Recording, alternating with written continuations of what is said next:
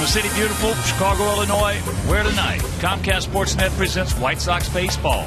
It's Paul Konerko, Adam Dunn, Alex Rios and the Sox as they get set to butt heads with Joe Mauer and Ron Gardenhire's Minnesota Twins. Hi, everybody, and welcome. I'm Ken Harrelson with Steve Stone as we get set to bring you the first of this three-game set and the first of this 11-day, 10-game homestand. And it's a big one, make no mistake about it. We got 3 with these guys, 3 with Kansas City, and 4 with the Tigers. So the Sox coming off just a real bad trip, 1-6. But we came home tied for first place. Now we come to the ballpark tonight. We find that we're back in first place as Cleveland beat the Tigers this afternoon 3-2. So tonight, in this big homestand, making a start for us, Hector Santiago. Santiago going to the mound for the first start of the year. Now, this has been an unusual year for him because he won the closer job out of spring training. Then he went down to the minor leagues. He had some, not difficulties down there, but the screwball wasn't quite what he would like it. Then he sharpened it up, came back, throwing the ball pretty well right now, and he does get a start. And hopefully tonight will be the start of something good for him. Samuel Deduno goes to the mound for Minnesota. He's 5-2 this year. Control has always been an issue with him. However, he looked at some tapes of Felix Martinez, and he has an unusual motion now with his hands and stays closed a little bit longer, and last time out his control was terrific. So you're going to see a good overhand curveball, and none of our guys have seen this guy this year. Hopefully it won't be to his advantage. We've played very well in his ballpark. Let's keep it going. All right, sit back, relax, and strap it down. White Sox baseball coming your way. This is how we do it Sox style. White Sox baseball on Comcast Sportsnet is brought to you in part by your Chicago area and Northwest Indiana Lexus dealer, who invites you to test drive a Lexus today. Blue Cross and Blue Shield of Illinois. Through it all, Ford. Drive one. The new wireless receiver from AT&T Uverse. Visit att.com/freeyourtv. Rethink possible. BMO Harris Bank. Helping money make sense. BMO Harris Bank. NA member FDIC. Geico. 15 minutes could save you 15% or more on car insurance. Visit geico.com for a free rate quote. And by Toyota. With great specials on fuel-efficient vehicles. Right now, you can get a lot for less at your local Toyota dealer.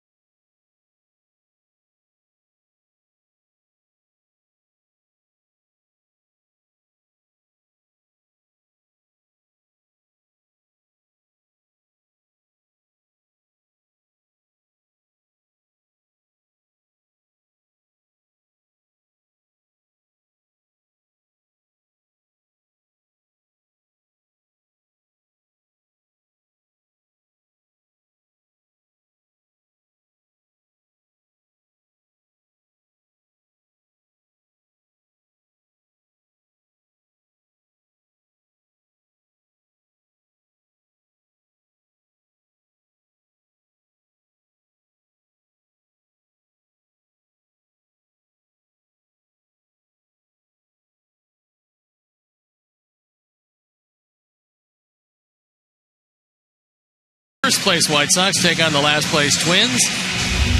Now for the Miller Time starting Twin lineup under Ron Gardner. Ben Revere leading it off, then Mastroianni hitting second, then it's Mauer, Willingham, Morneau, Plouffe, Parmalee, Carroll, and Florimone playing shortstop and hitting ninth. The defense and how they'll line up behind Hector Santiago, Viciedo, Diaza, and Rios in the outfield with Youkilis, Ramirez, Beckham, and Konerko in the infield. A.J. Pierzynski with the nod behind the plate, and our Lexus Pursuing Perfection starting pitcher is Hector Santiago. First major league start. He's 2-1, ERA below 4. He's going to use that good slurve that he has, but doesn't use too much out of the bullpen. And let's see if he can subdue some of the better left-hand hitters. And I'm talking about Revere, Mauer, and Morneau in this lineup along with Parmalee. The umpires for the game tonight. Sam Holbrook behind the plate, Mike Muchlinski at first, Andy Fletcher, and Rob Drake rounded out.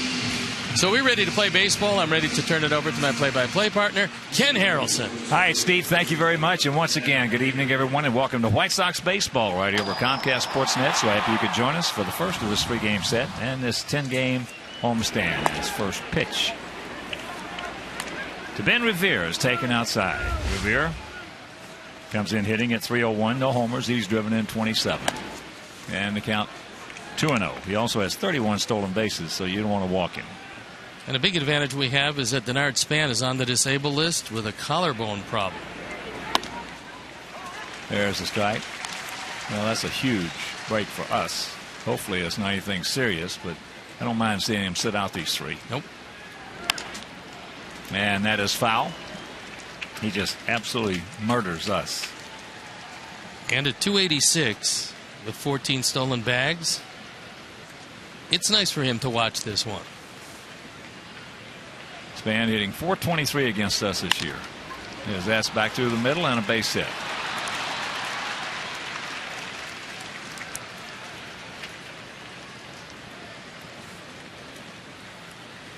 Ben Revere, former #1 draft pick, and he just keeps getting better and better. So Santiago throws one right down the middle, and when it's not hit to your glove hand side, you try to make a miracle play, but he couldn't make the play behind him, and that's not a good way to start the first.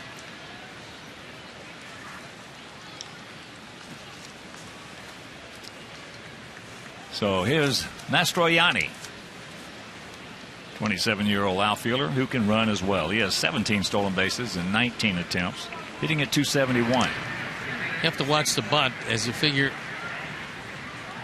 this Twin team doesn't have the most power in the world, but they do have pretty good speed.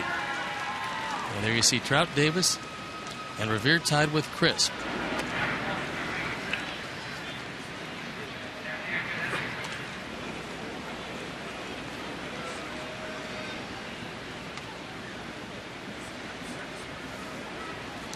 Outfield for the most part straight up.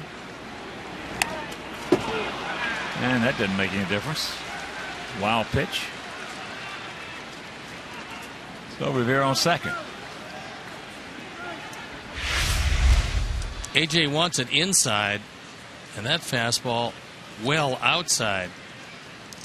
So Santiago most unhappy with himself. His 4th wild pitch of the year.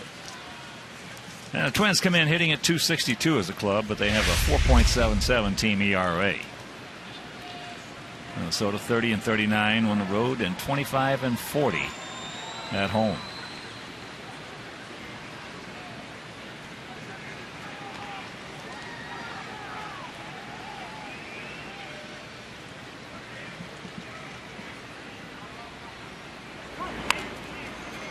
Bunt. And the count 1-1. Well, there was a situation where he didn't have to make a perfect bunt. If you just got it on the grass, number one, with the speed of Mastroianni, it would have been a difficult play. And number two, you were ensured that Revere was going to wind up at third, which is your sole purpose for bunting it anyway. Well, on the first strike, you can try to make it a little better, but not on the after that.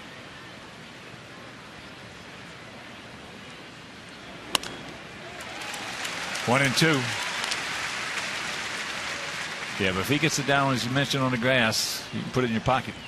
And he is from the right side just about as fast as anybody in the league. There's a couple of guys faster, but not too many. Both of them wearing that Angel uniform. It's true.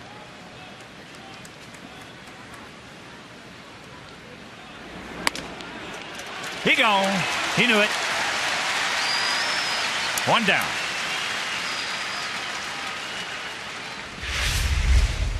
Not a real good at bat for Mastroianni is that fastball right down the middle on our BMO Harris Bank pitch tracks.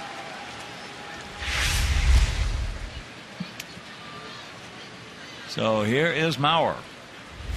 Joe hitting at .316, 9 homers, 72 knocked in. Viciedo so far very deep in left field, as is Diaz in center.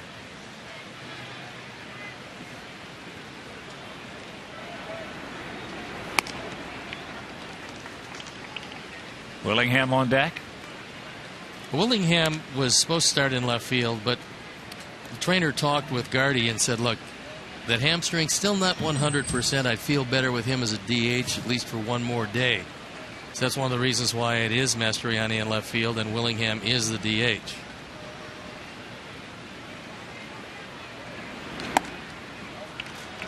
Two and 0 the count.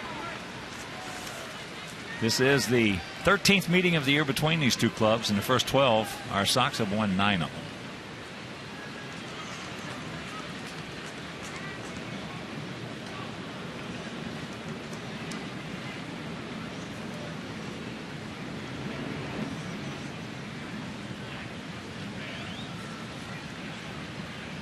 Maurer has faced Santiago twice. He has 1 hit. We will show you why the lopsided season series in favor of our Sox.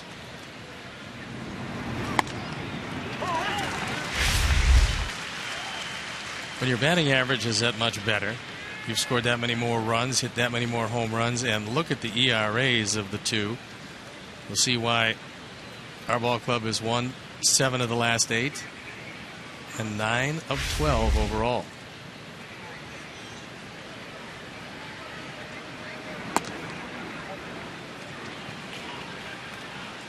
Three and 1 the count.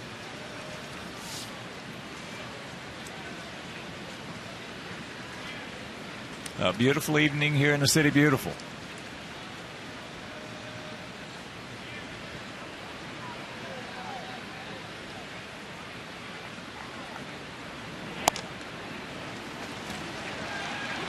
And there's ball 4. Well, it sets the stage for their #1 power hitter. And a guy, surprisingly, who's not leading the league in grounding into double plays.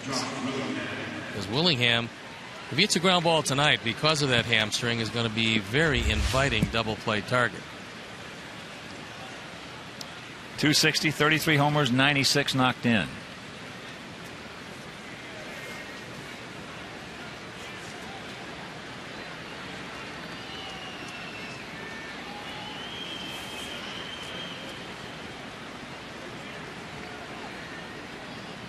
There he goes.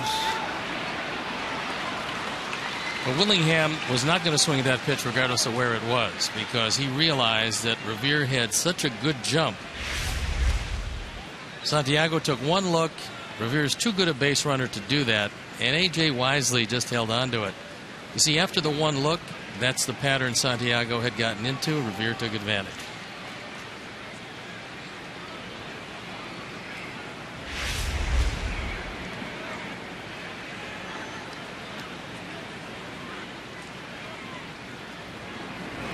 Screwball. That evens the count at 1.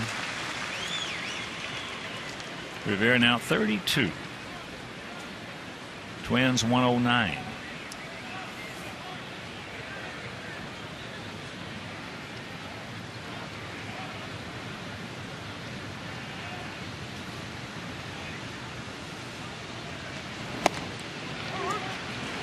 And the count 1-2.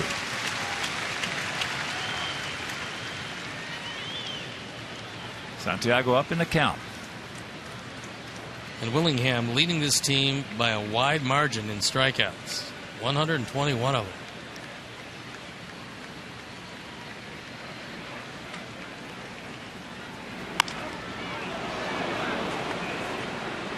just fighting that one off. Made a good pitch on him right there, and he was able to fight it off.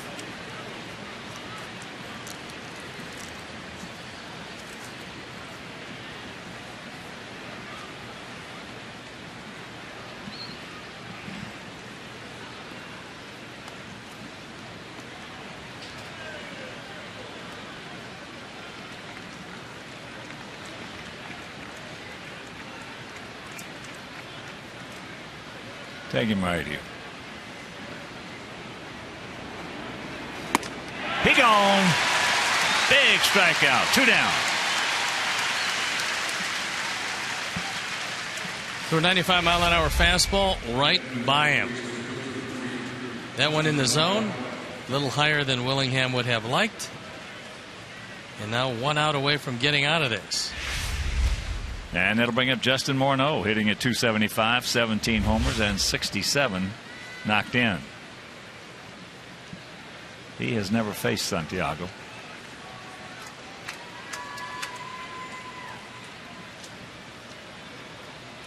Outfield, straight up, spread out, maybe a small gap out there in left center. Reports out of Minnesota where that Morneau has started to swing the bat a bit better than he swung it most of this season.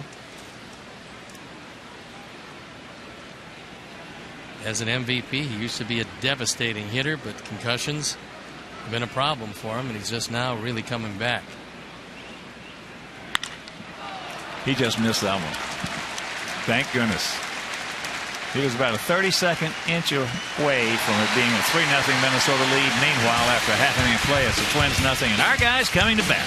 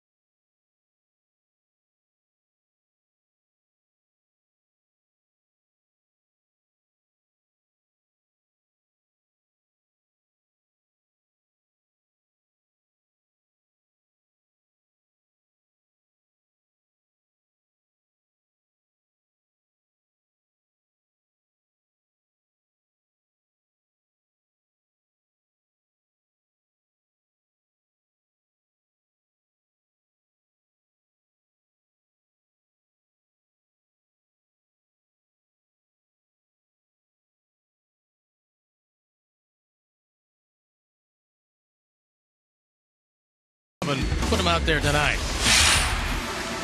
Diaza leading off, then Kevin Youkilis. Adam Dunn back in the lineup, and that's a nice sign with Konerko, Rios, Brzezinski, Viciedo, Ramirez, and Beckham at second, hitting 9. The defense, and now the lineup behind Deduno. Mastriani, Revere, and Parmley in the outfield with Plouffe, Florimone, Terrell, and Morneau in the infield. Maurer behind the plate, and Samuel Deduno on the hill. 5-2 record, pretty good ERA at 3.72. Control very much a factor. 37 walks, only 38 strikeouts in 58 innings. But he did take the suggestion of Rick Anderson. He looked at Felix Hernandez, looked at his motion. Now he takes it a little behind him, and last time out he got the ball over the plate. And before we show you our picks to click, give it home, select yours as the first pitch. Diaza is taken for a strike. Alejandro hitting at .281, 7 homers, 45 knocked in. Deduno has a big overhand curveball and a good one.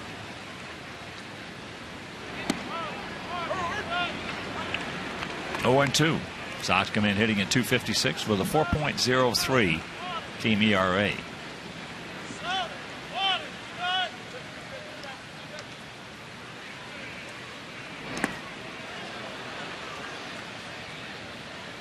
First curveball just missed Piazza. That would have been a good one to take for the club. Get hit on the hop.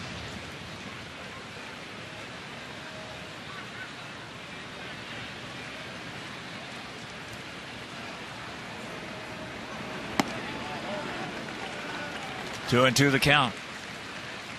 Last time out against Seattle, Duno went 7 innings, gave up just 2 hits, didn't walk anybody, and fanned 9.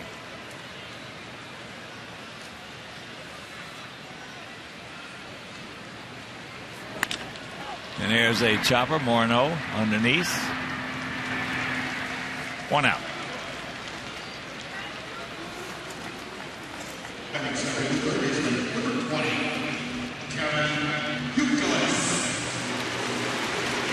Career high in strikeouts against those Mariners. But for him, the big factor was no walks. Here's Uke. Uke at 235, 16 homers and 52 driven in.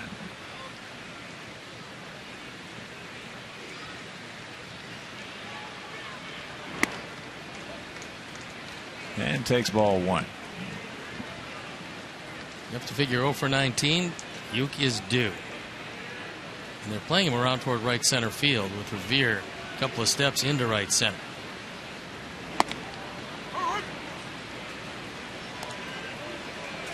The ball is striking out here in the bottom of the first if you're just joining us. Pan around, show you the defense. Parmalee in right field does not have a normal right fielder's arm, so we're going to run on him.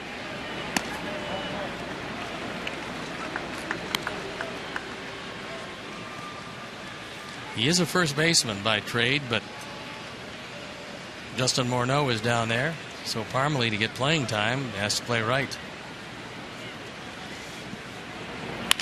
There's a shot. So the 1 out single. And that'll bring up Adam Dunn.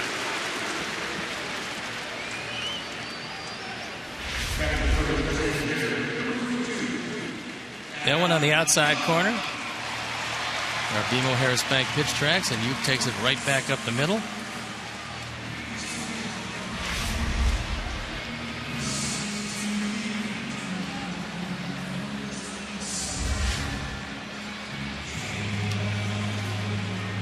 There are the numbers on Adam.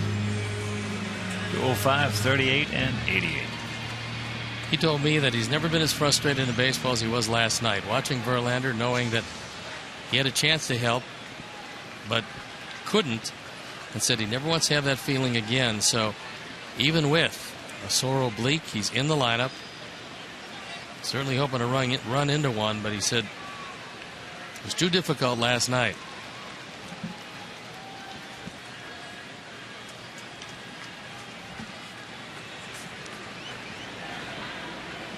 Well, those things can easily be pulled.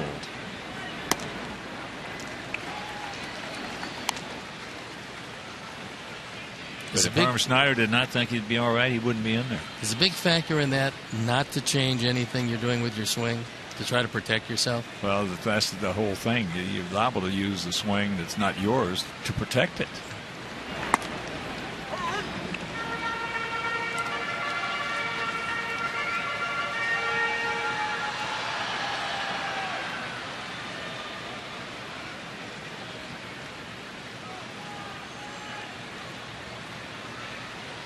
One thing about Adam Sweeney, he's not a hard swinger.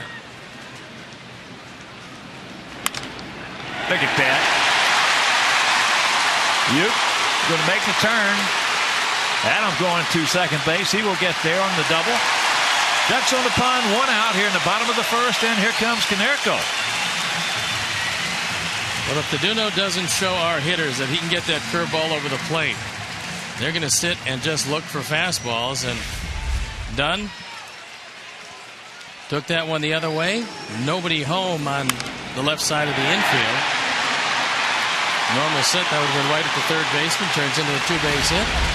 And a very promising way to lead off here in the first inning. Paulie at 308, 21 homers and 62 knocked in.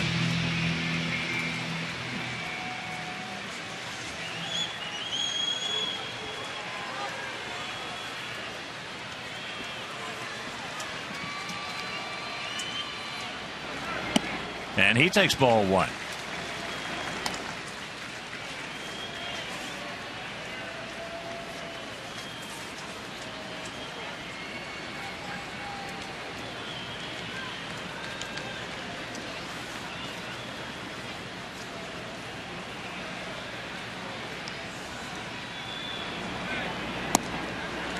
Now he's got the catbird seat with Rios on deck.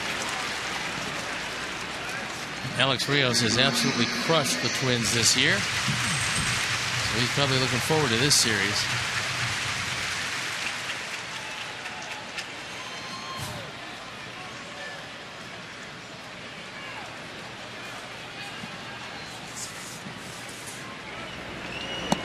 And the count 3-0. Turn him loose.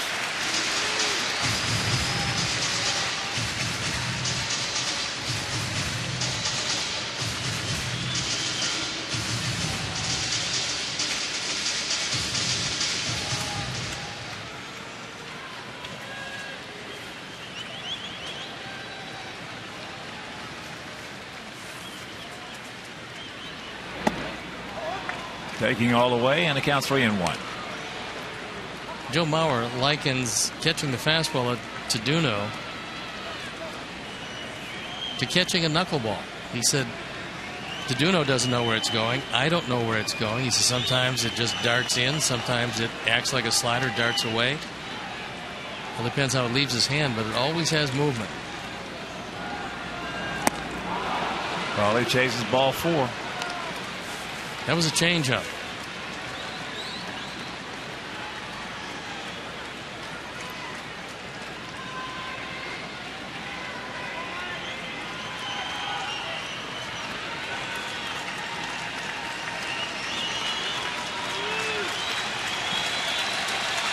So a big pitch coming up.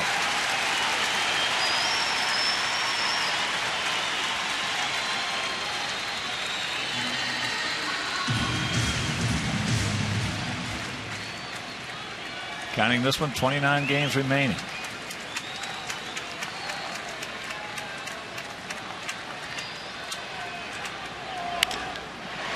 And that's into right field. Ukes tagging Parmley as he'll get it back in, and a good thing he pulled up. So that's the big out.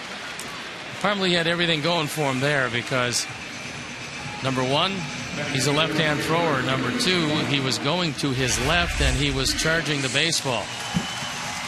So Paulie on a pitch out of the zone, and it's on the throwing hand side of Parmley, and a perfect throw.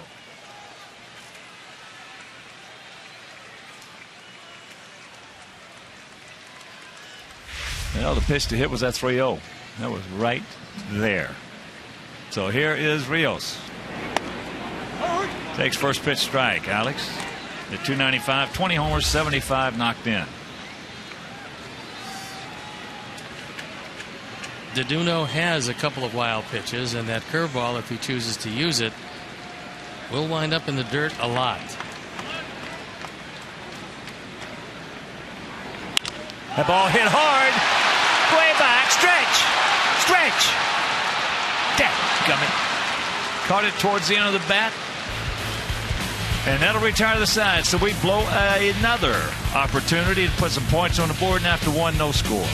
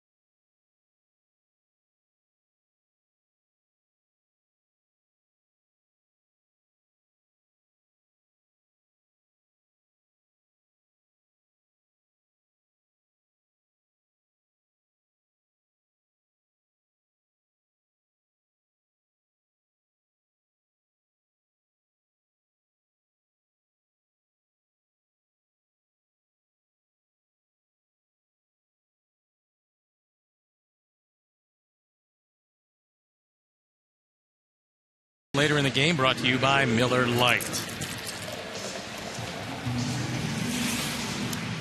And a reminder that September 9th will add a Strikeout Stroke Day. So join our Sox in their effort to raise awareness of stroke warning signs and the importance of acting fast. That's September 9th, Strikeout Stroke Day. Top of the second inning, no score. Trevor Plouffe, Chris Parmelee, Jamie Carroll.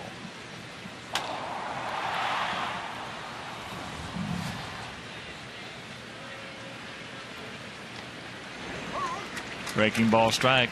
Plouffe hitting at 236, but he has 20 homers. And he's knocked in 45. Ball hits sharply.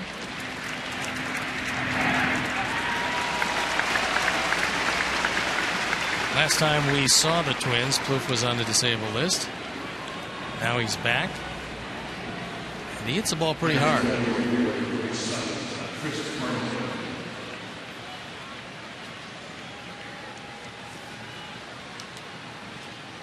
Here's Parmelee at 227, 4 homers and 10 knocked in. He's got big power to left center field. You got Diaza playing him straight away in center, however. First pitch strike.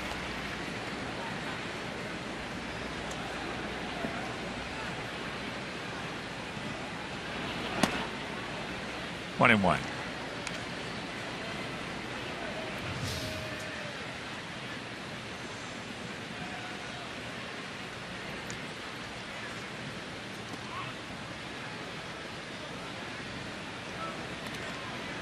As a starting pitcher, Santiago is going to have to use his breaking ball, and it's usually kind of a slurve, not the usual curveball or the hard slider, something in between.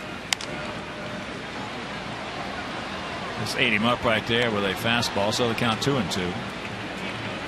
But he made 3 starts at AAA, did not allow an earned run. That was in stretching him out to get him ready just in case he was needed. He has been needed. And this is a huge start for him. This is his first major league start.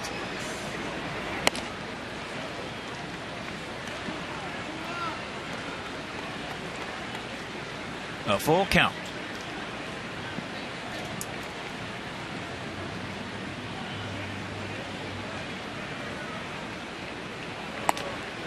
He gone.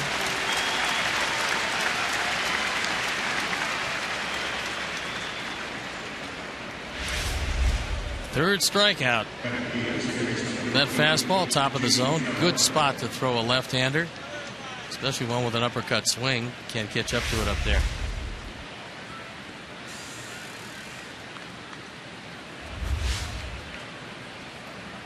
Here's Carroll, 38-year-old veteran, hitting at 255.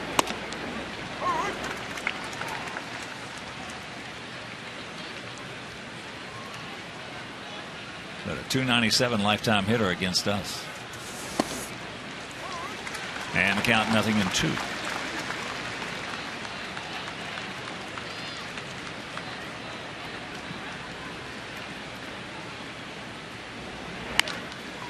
Screwball. And that going down at right knee again. Plus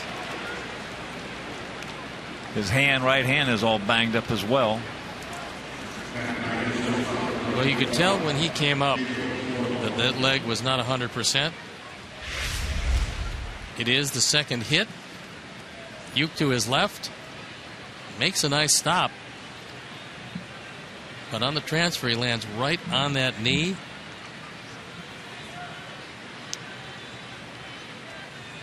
Not to mention scraping up his hand, and then there's no chance at first. So here's Pedro Florimon, switch hitting shortstop.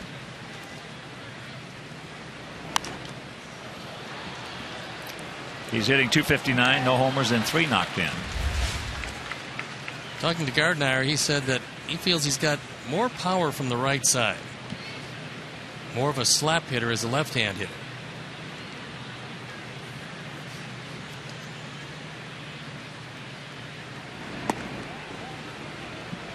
They feel he's made some plays at shortstop, the likes of which they haven't seen. He's got a rocket for an arm. And the Twins figure if he can hit in the neighborhood of 245 to 250, he should be their starting shortstop.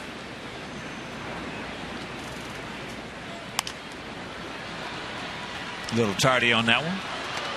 A ball and 2 strikes.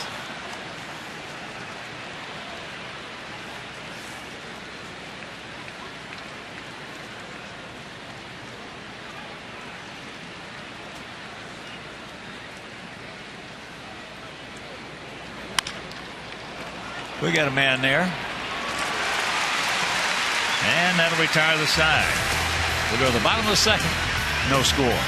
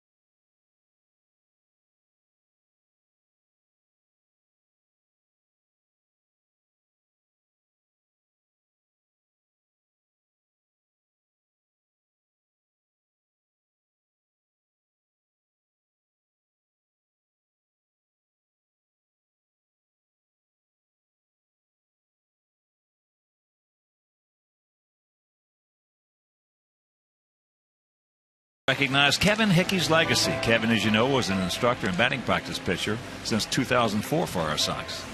Before the game, Hickey's family and friends tailgated here at the ballpark, and after that, the team honored and celebrated the memory of Hickman during a pregame ceremony that included a 16-inch softball hitting exhibition. And tribute video and announced the club will name the batting cages here at the ballpark in Kevin's name. Plaque commemorating Hickey's career and contributions to the team will be placed outside the batting cages. A real beloved member of this ball club, a tireless worker, never said no when anybody asked him, can you throw some extra batting practice? Can you do this? Can you do that?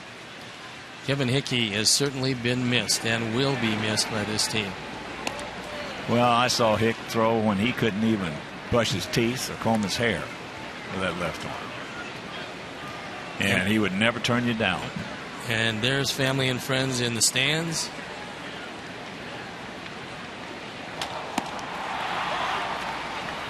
What he wanted to count to AJ.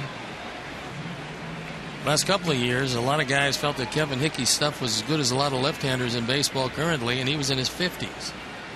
When he first started throwing BP to us, a lot of our guys got, that's trouble. Get down. No, he's going to cut it off. So AJ with the leadoff single. But a lot of guys, Hick would have a recall. Well, yeah, he would have flashbacks that maybe he could make another career for himself. Yeah, when he first started throwing, a couple of guys would hit a couple out in a row on front, and all of a sudden he'd buzz them right underneath their chin. Not unlike Stan Williams, there you former see Sox pitching coach. Bill Moose Skowron on the bottom and Hickman on the top. So here's Tank at 255, 19 homers, 58 driven in.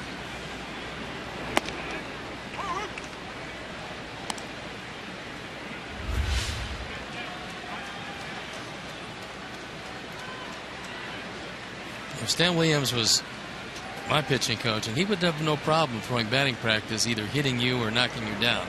Oh, no. That ball hit hard, but they got a man there. So that's a hang Wolfram for Viciedo. I saw Stan throwing BP when he was pitching coach for the Red Sox in Texas, in the old ballpark. Jim Rice hit about 4 or 5 in a row. And I'm telling you, the next pitch, he knocked him flat on his behind. Don Zimmer was the skipper, and Zim went running out to the mound, grabbed him, and it looked like Stan was almost in a trance. he had a throwback. Here is Alexei hitting at 270.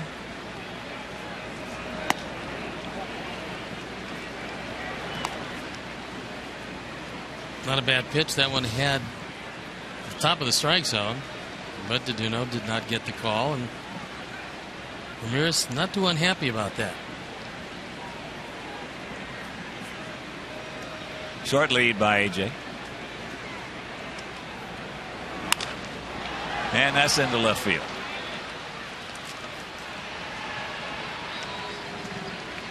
Two out.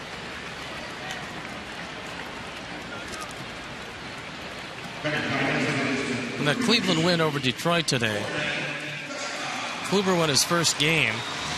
He's 1-3. Downs the loser in that one, their left-handed reliever. And Vinny Pistano, who is their ace setup man, used as a closer and picked up his second save.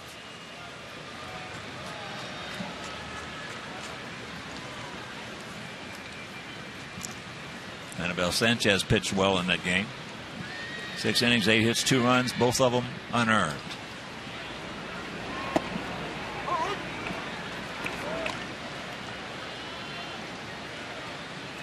That last curveball is one that, if Deduno gets it over consistently, it's going to be a tough night, especially for our right-hand hitters.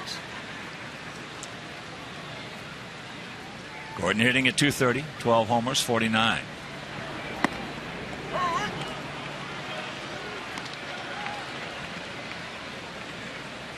Oh, and 2 the count. Last 11 games, things have been going pretty well for Gordon. He's actually been swinging the bat better than that. Hit some line drives. He is taking advantage of right center field. Occasionally we've seen him hit the ball hard into left and left center. That ball hit hard. Stay in the air. He goes back, looks up. You can put it on the board. Yes! Just a line shot out of here. And our Sox lead it 2-0. Sully's happy, and so is Mully.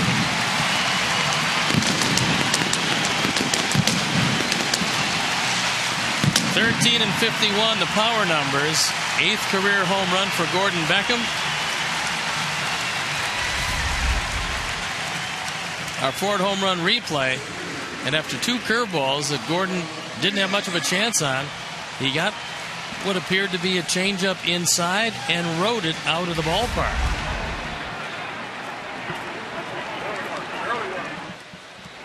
So here's Alejandro. He takes low ball 1.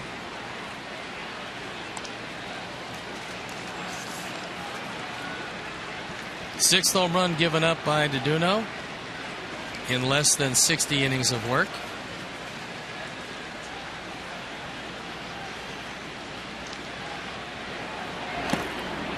Yes, he did. And right now, let's check out our Farmers Insurance picks to click tonight. Jim Angio, our director in the crew. Rios, Alejandro. Steve's going with him. And Beatriz Quintero, Maria Villanueva. Our guest information representatives here at the ballpark who do such a terrific job. We're going to go with AJ.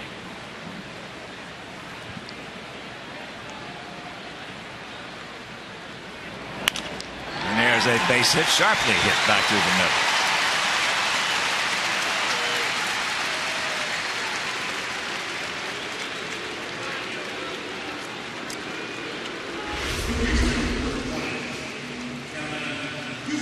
Looked like another change. That one drifted on the outer portion of the plate. And Diaz took it right back up the middle to keep the inning alive, the 3rd hit of the inning.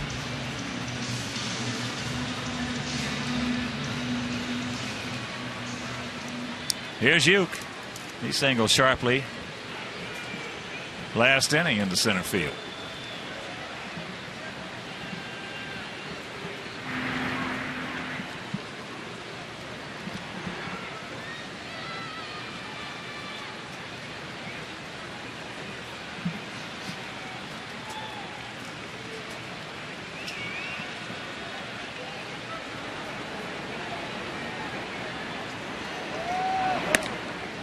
The check. Alejandro, 21 stolen bases and 31 attempts.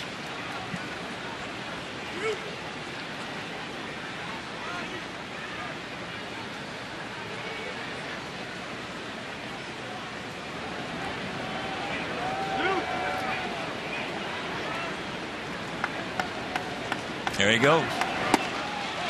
Mauer not even a big jump. Now pick him up, you.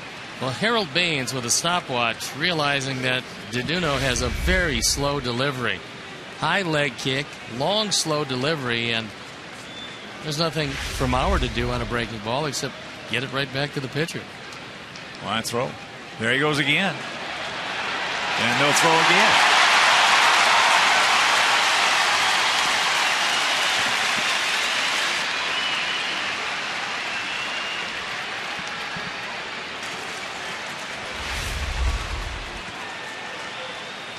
Again, the long, slow delivery. Mauer thinks about it, but realizes he can't get him there either. Now throw one in the dirt.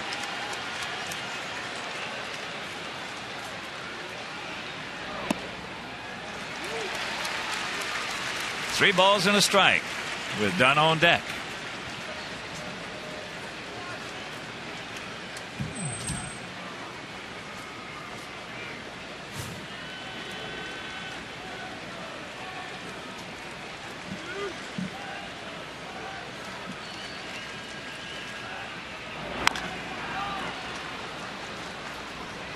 Well, this has not been a good stretch for you. No. Nope. Got a terrible hop off his thumb in Baltimore. Carried him so hard to Ramirez that they got the out at first. Banged up knee, and now he hits it right off the point of his left toe.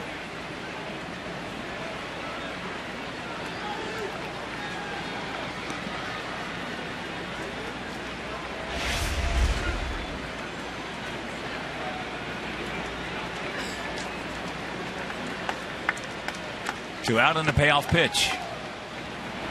And that's ball four.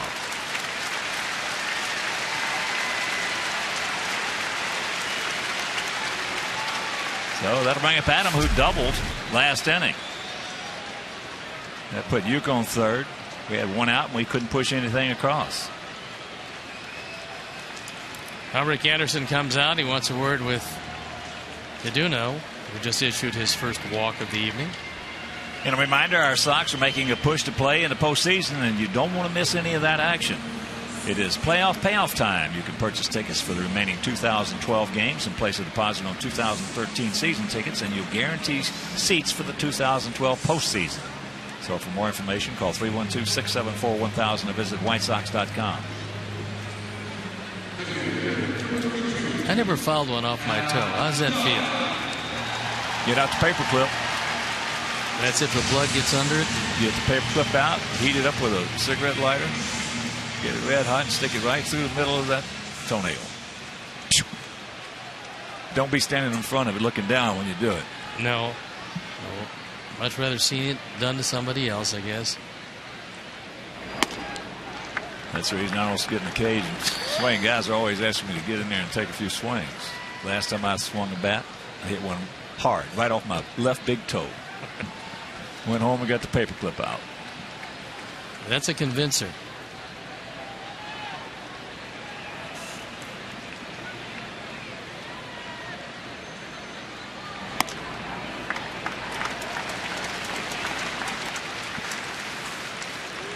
Do I know the count?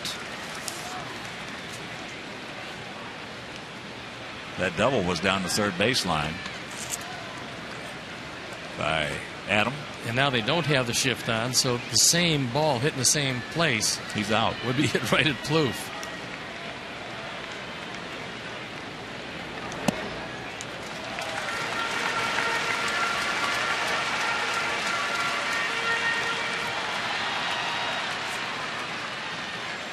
You know, Adam will have the green light if he so chooses.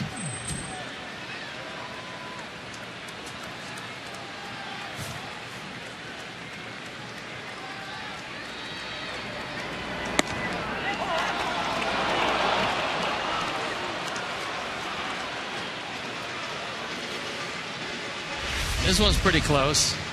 BMO Harris Bank pitch tracks. We'll show you one that probably the outside part of the ball had to the outside part of the plate.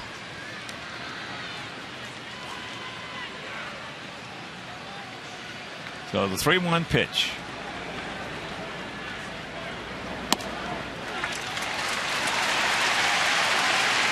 Back-to-back walks. We'll load them up for Paulie.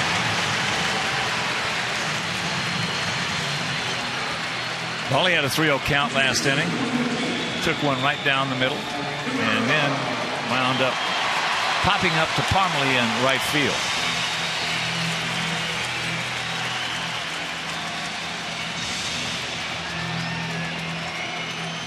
Although Deduno was able to wiggle off the hook in that first inning, not so here in the second, and the pitches have really piled up. He's in the mid-40s, and he's not through 2.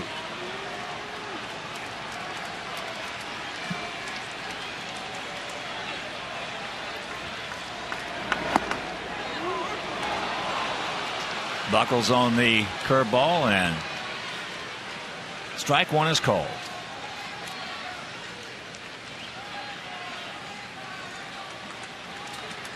Not the greatest speed at first and second. Diaz with very good speed at third.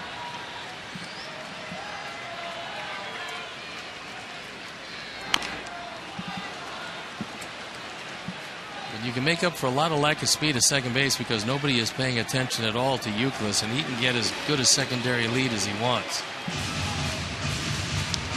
0-2 the count to Konerko.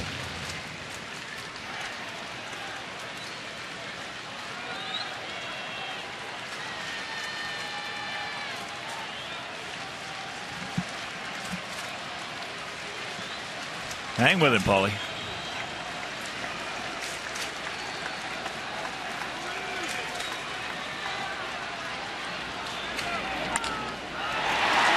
Soft one hopper. And that'll do it. But the 2-run homer by Gordon Beckham will go to the third, leading 2-0.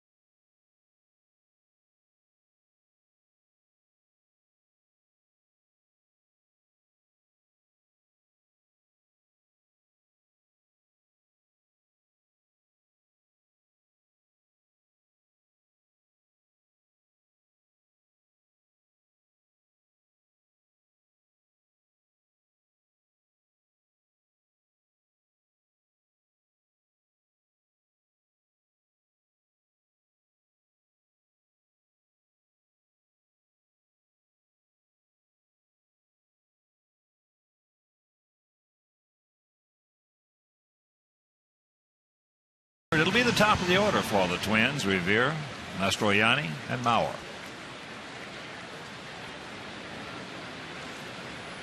Revere can bunt, frequently does, so to discourage him, you get on the grass at third base.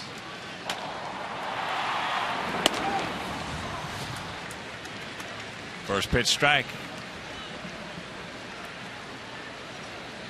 Revere hit a little soft single. Right back on the ground by Santiago.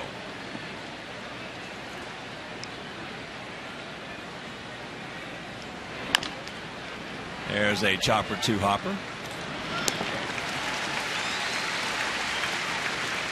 And Sox fans, got something to say? Well, share it on Twitter. Use hashtag White Sox Talk.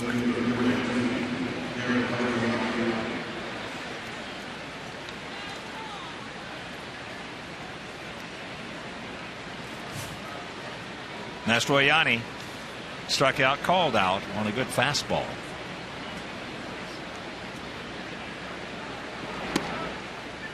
Takes strike 1.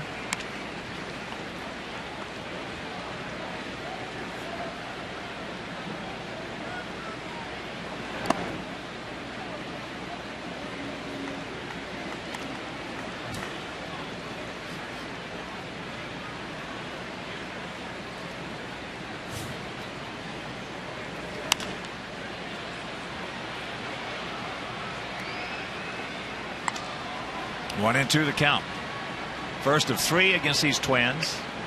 Off day on Thursday, then Kansas City for 3, and then finish off this 10-game homestand with 4 against the Tigers. So make your plans to be with us here at the ballpark.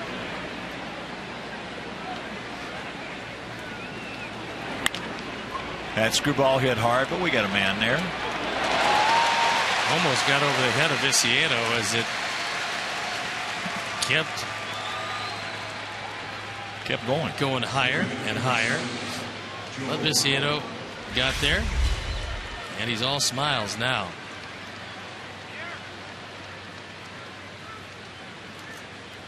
Tank has done a terrific job.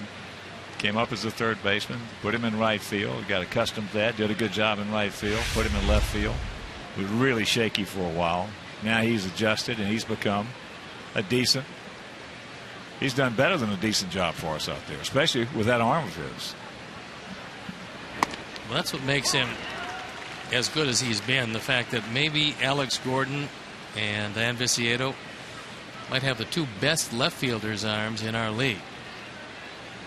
They've pretty much quit running on Viciedo, although when he got out there, I don't think they realized he threw quite as well, and they tested him a lot, and more times than not, he just threw him out. Well, it's a big turnaround from what went on last few years. There's a strike, and you being a pitcher, you know how much it hurts when you got a man on first base and there's a ball hit fairly hard into left field for a base hit, and he goes into third. That does not put you in a good mood. No, not especially with 1 out or no outs. If your left fielder can stop him from doing that, you got a lot more margin for error than you would normally have.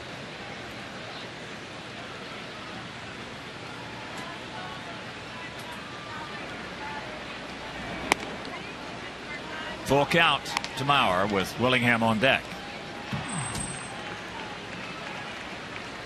Last thing you want to do here, even though he struck out Willingham in the first, is walk Mauer to get to their number 1 power guy. Look at this. Knocks it down, has time, and throws him out. Nice play. The glove found the ball. We go to the bottom of the third. It is 2-0 White Sox.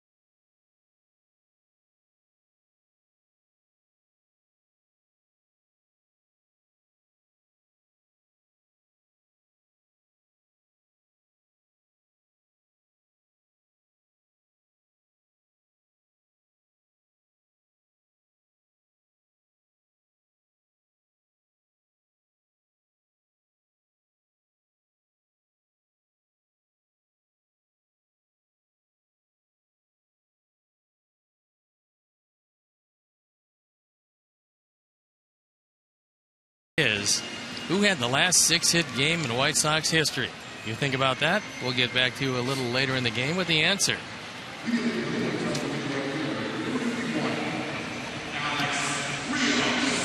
Alex Rios will lead it off for us here in our half of the third inning. 2-5-0 for us, 0-2-0 for them.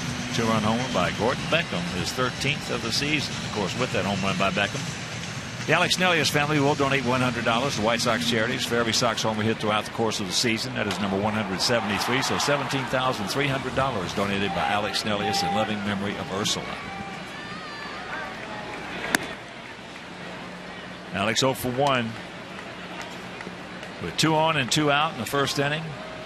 He drove one out there deep into left field, caught it a little towards the end of the bat, and it just did not carry.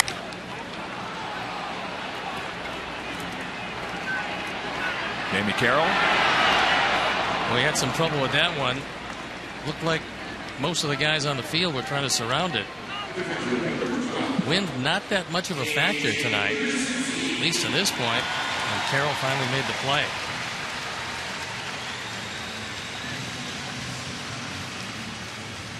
Here's A.J. He started off that 2-run second.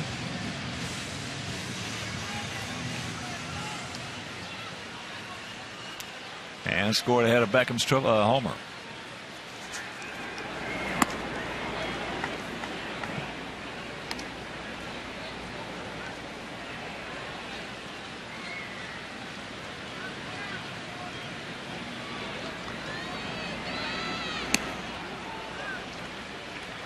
One and one to count.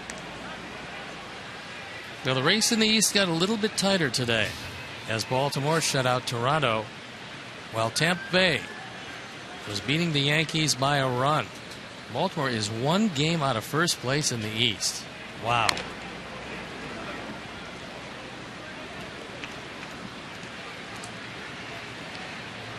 Take a look at it.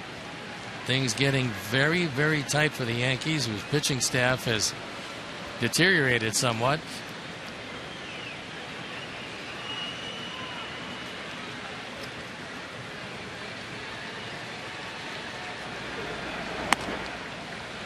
Two balls, 2 strikes. And if you just getting home did not hear, Cleveland beat Detroit this afternoon 3-2. Texas over Kansas City 8-4. Washington beat the Cubs 2-1 in D.C.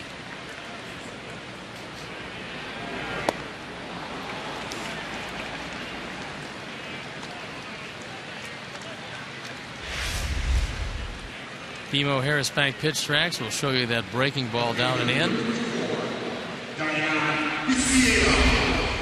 Usually if it's out of the strike zone, it's almost an unhittable pitch. Lefty either has to lay off or go down on strikes. Here's Viciedo. Hit the ball hard, but almost right at Ben Revere in center field.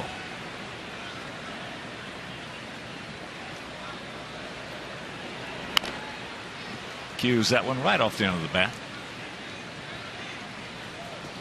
We can only hope that this ball club, after this latest sweep in Detroit, comes back and does exactly what the team did last time after getting swept in Detroit. You start beating the teams that they have to beat and putting a little distance between them and the Tigers. And Mike Muchlinski said he did indeed go. He did. Putting him in a 1-2 hole.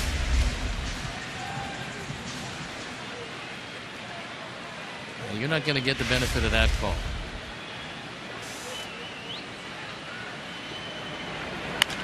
Ball hits sharply. Carroll sucks it up. And a nice quick 1-2-3 inning for Daniel. And he trails it 2-0.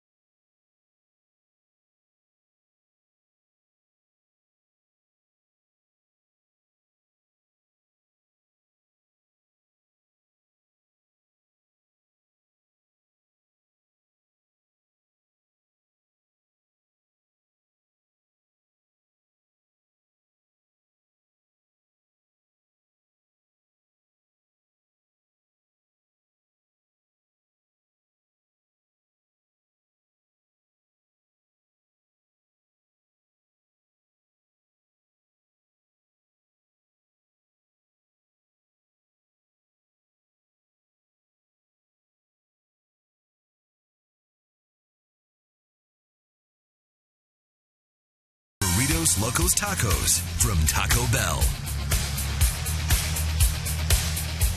Top of the fourth inning. Sox lead at 2-0. It'll be Willingham, Morneau, and Plouffe to face Hector Santiago, making his first start of the season, his first major league start. As that ball's hit hard, but just a long, hard strike. Last time he threw a fastball by him was a little below the letters, and he couldn't catch up to it. Good pitch, didn't get it.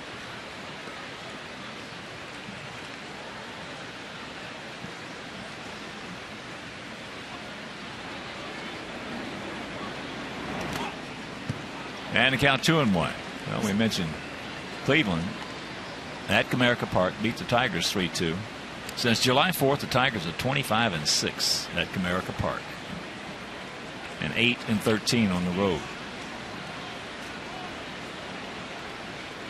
Well, just as long as the Indians handle them, they're in pretty good shape. Screwball. Some of that graphic that Willingham is poised to have a career year in just about every offensive category. Another one. Doubled him up. He gone.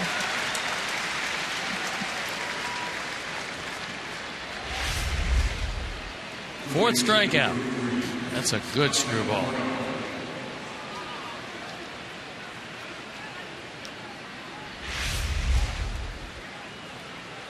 So here's Morneau with 2 on, 2 out in the first inning. He just missed one. High, towering pop-up to Rios. He was all over this.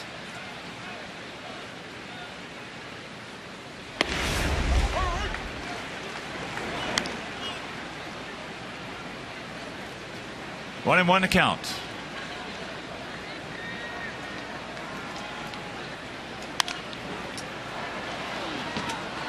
And you can stop by Bacardi at the Park at US Cellular Field for your football viewing parties. Bacardi at the Park is now open Thursdays through Mondays, as well as for all White Sox home games. Serving all-day food and drinks, Bacardi at the Park is a great place to hang out and watch the action as he gone.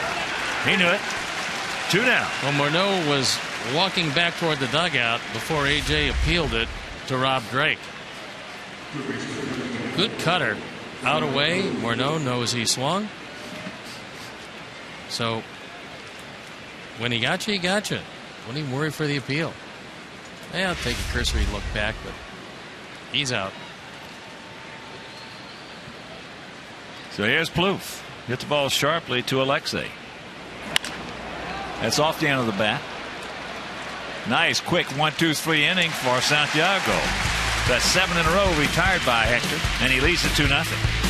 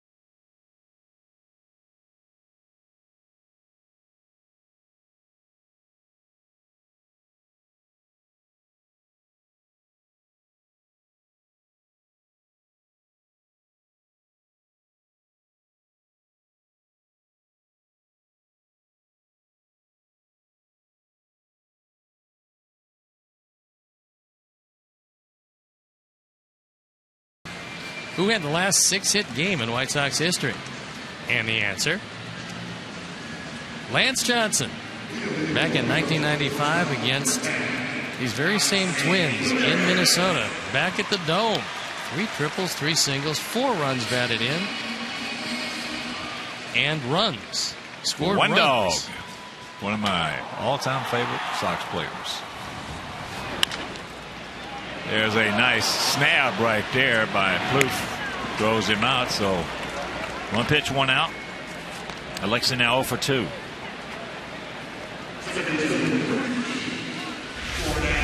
Very fortunate that Plouffe is this tall because it came an eyelash from going over his head.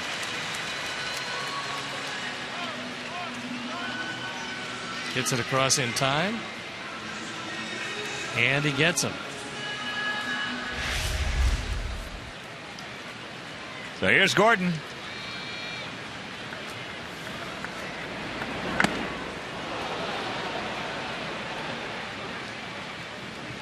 Here's our Xfinity high-speed action replay, and it came in the second. That ball on the inner portion. After 2 curveballs that Gordon couldn't handle, he handled that changeup.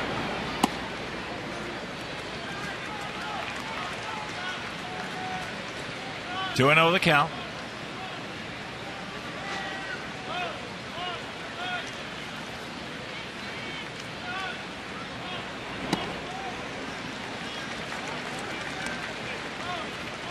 Three and nothing.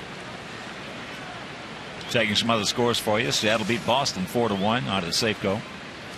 Giants over the D-backs. They came back in that game. They won it 9-8 in 10 innings. There's a strike. Angels beat Oakland 8-3 at the Coliseum. St. Louis beat the Mets 5-4 at home. Houston 5, Pittsburgh 1 at PNC.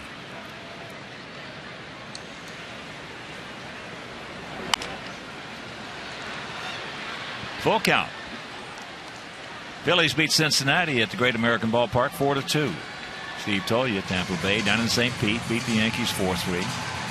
Marlins beat the Brew Crew 7-3 in Miami. Atlanta at home 6-1 over the Rockies. Breaking ball off the end of the bat. 2 down. You could have made a lot of money if you were to say that on September 3rd, the Washington Nationals would have the best record in baseball. Because you'd have been right and you'd have been a winner, and they do. At 82-52, 30 games over 500. It's an amazing year. And September 12th, they are going to shut down Steven Strasburg, probably after 2 more starts.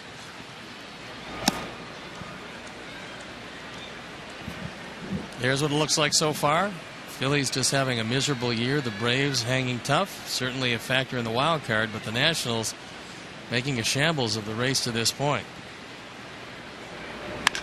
Ball hit sharply by Alejandro. So that is 7 in a row retired by DiDuno.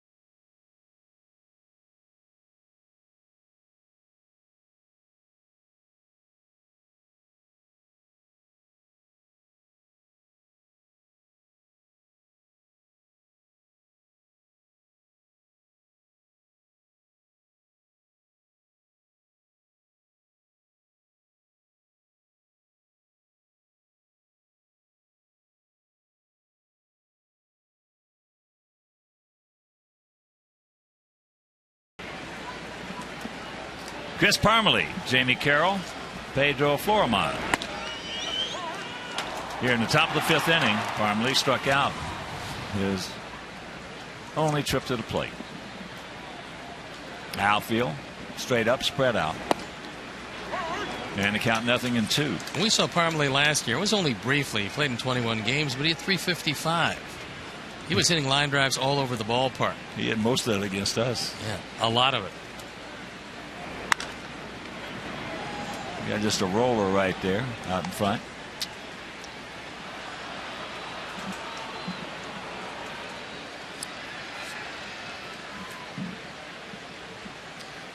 He's another first-round pick, 2006 draft of these Twins.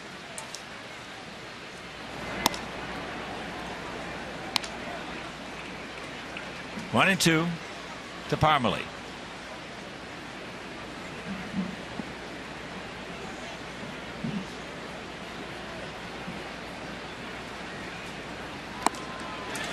Here you go.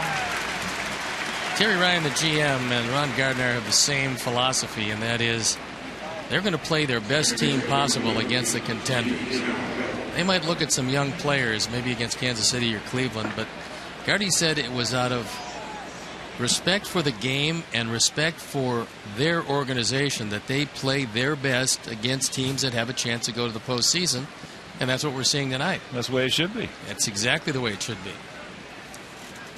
Carroll had that infield single.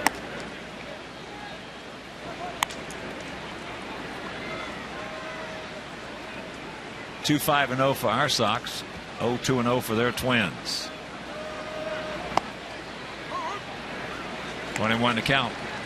And Santiago having the same kind of start that Dylan Axelrod had in Baltimore in a critical situation for our ball club. And this being just the same type of situation, coming off a 1-6 road trip. Santiago with the first major league start, and so far he's been every bit of what Robin could have wanted from him, and probably more. Great numbers.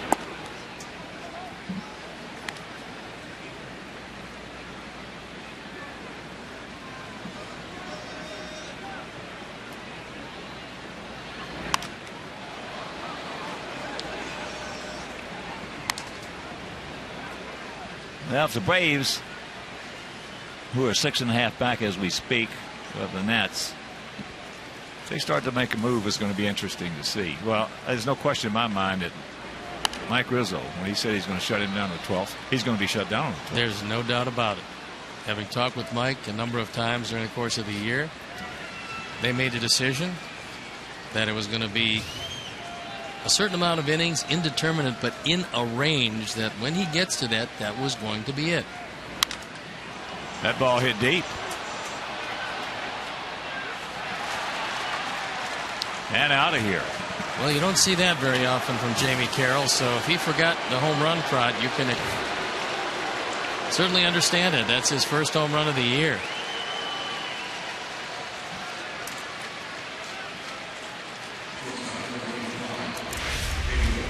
Ford home run replay. He got one up and out over the plate. Took it to the shortest part of the ballpark, but that one wasn't a wall scraper. That made it by a good margin off the back of the bullpen wall. That's his first home run since August of 2009. Well, he's been saving it up. He hit it good.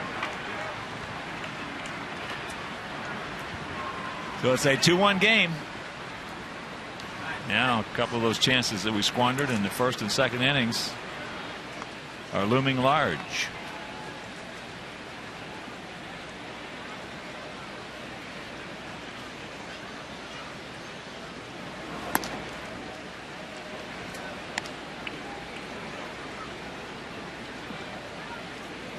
One and one to count to Florimon.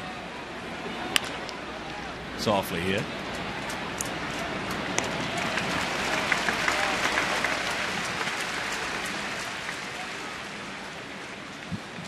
Two down. And that'll bring up Ben Revere. Ben is 1 for 2. And this Friday, September 7th at 7:10, well, that's halfway to St. Patty's and Fireworks Night presented by Miller Lite. Also, the first 20,000 adults age 21 and over will receive this beautiful green White Sox cap. So for tickets, call 866-SOX-GAME or visit whitesox.com.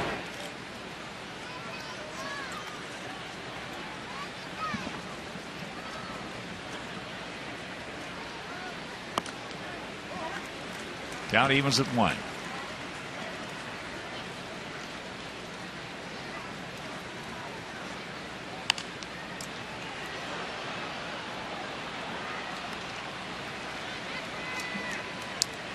We had a story on my MLB app that Davey Johnson and Mike had a little argument the other day. That's out of play. But you've got two very competitive guys there. And there's nothing wrong with that. They said they argued for a couple of minutes and settled down and got it all ironed out. Well, no two real good baseball men are going to think alike, and you don't want two good baseball men to think alike because that doesn't help you. Everybody has a different opinion of how they want things to go, and then when you come out of the room, you come out on the same page. Alexei, but they get on the board with Jamie Carroll's first homer since 2009. It's 2-1, good guy.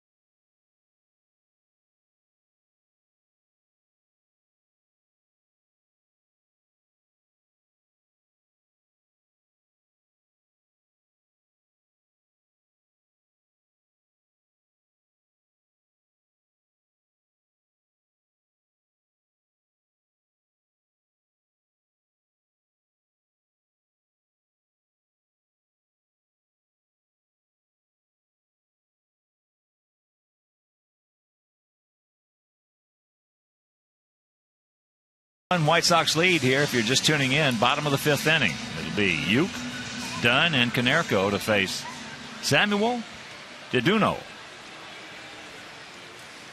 That'll send Pedro de Macorís. Where else?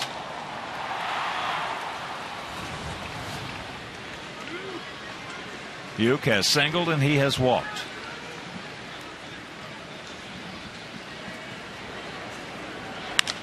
That ball hit well into right center field. Stretch. And Revere makes the play. He can scoot. If it stays in the park, he's going to make the play. Now, he might have hurt himself off that wall. Sometimes you catch a spike as you're going toward the wall, but Ben Revere has terrific speed. May have hit one of those posts. Goes across, makes the play, and comes away stumbling a bit.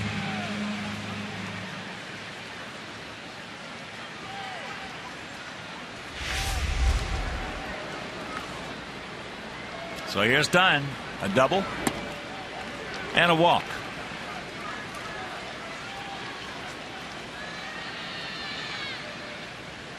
The double setting up men in second, third just went out in the first inning, and we could not cash in.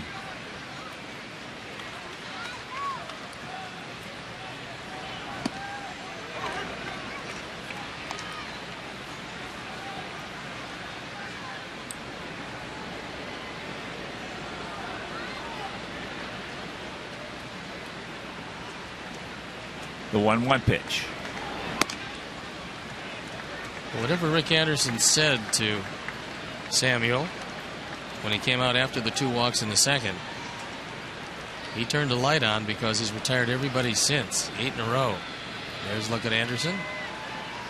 Pretty solid pitching coach, has been for years.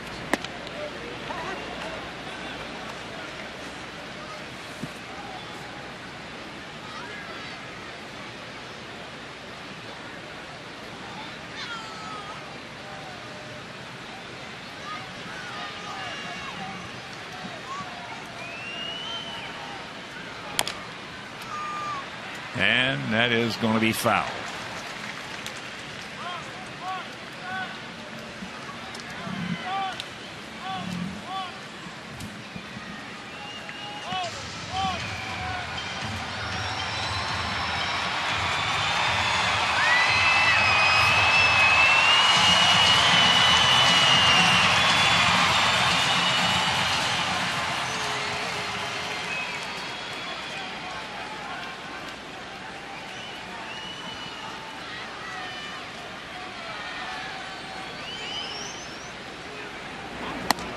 A full count with Paulie on deck.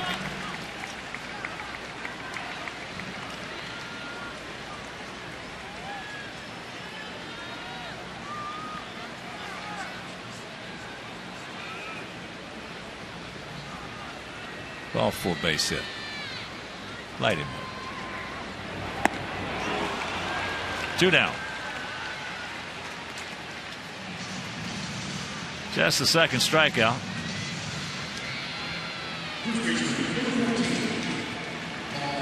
Hard to do, and that'll bring up Paulie, who has gone out. A little pop up to right and hit into a 6-4 fielder's choice.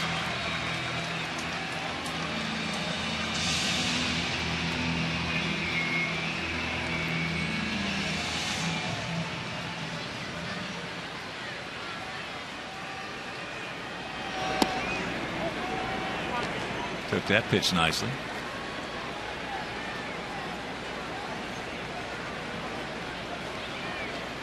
Just joining us, 2 home runs in the game by both the second baseman. 2-run homer by Beckham in the second, and a solo shot by Jimmy Carroll top half of this inning.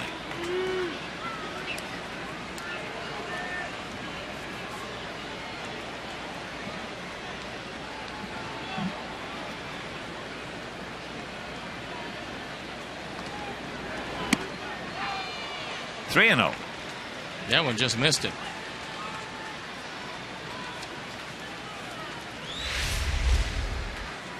His ball keeps on drifting. We told you the movement that Deduno gets on his fastball. And he doesn't even know where it's going. And there's ball 4. So the third walk. And that'll bring up Alex, who has gone out deep to left, and he has popped up to second. Tomorrow night, Jose Quintana against Scott Diamond, a couple of southpaws. So make your plans to be with us. If you can't, that game will be over WCIU. And on Wednesday afternoon, Jake Peavy against to be announced for the Twinkies. And that game right back here on Comcast Sportsnet.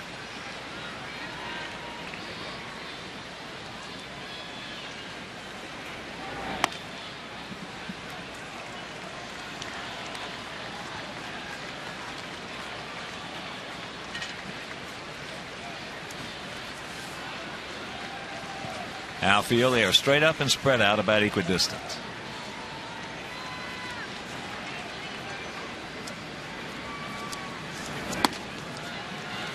And he's got the catbird seat. Now Maurer wants to make a trip out. First one of the ball game. Nate Jones listening in the pen. That to be announced is P.J. Walters, I believe. They will activate him. He's been hurt for quite some time. But he's had some rehab stints, and he appears to be ready to go.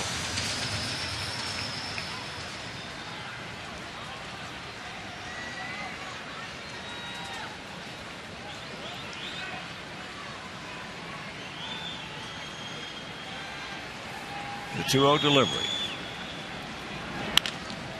And that's a fair ball. Pauly's going to make the turn. He will go into third, so the double by Rios. Ducks on the pond, 2 out. And it's up to A.J. I don't think he'll be facing A.J. He just rifles it down the line. It's an off-speed pitch. Either a change or a curveball that didn't curve, and Plouffe didn't have much of a chance at that one. And now Anderson comes out. Tough to ask a young man to intentionally pitch around somebody, but with the year that A.J. has had, a righty-lefty advantage, and a base hit and a run scored in the second inning. To me, you put him on, take your chances with Vicieda. That's all right, too. I mean, that's a move that makes sense, but we'll see what Gardy decides. It's never bad to make a trip to the mound in this scenario because you get the hitter's wheels turning a little bit.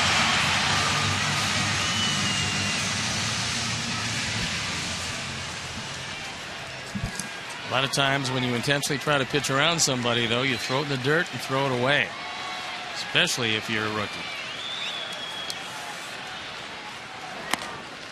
Breaking ball high.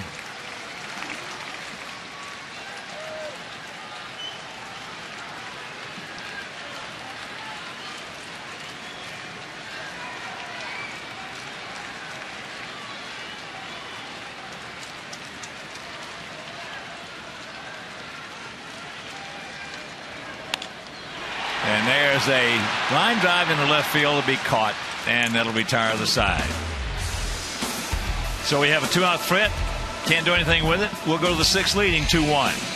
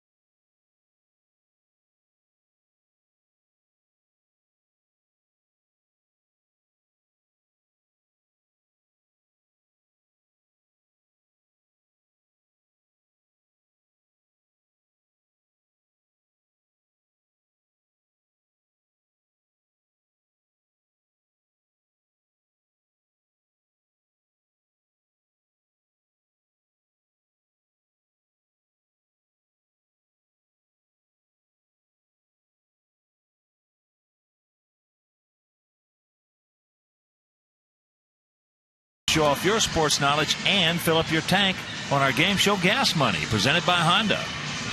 Host Luke Stuckmeyer and Susanna Collins will be looking for diehard Chicago sports fans to step up to the challenge. Be there tomorrow night from 5 to 7 at 115 Bourbon Street. Mastroianni has struck out and lined out to left field. Fakes the bunt and takes the ball. Terrific speed. And we haven't seen the bunt yet from him, but by showing it, you make sure they come in at the corners. 2-0 the count.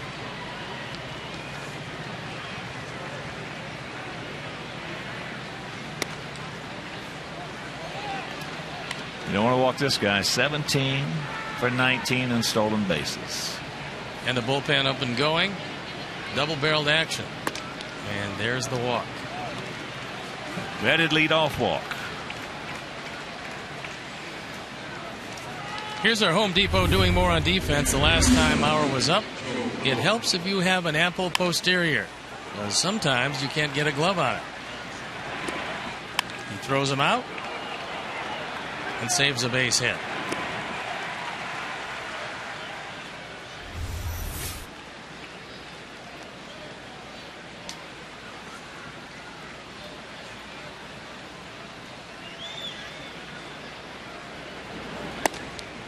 There's a strike.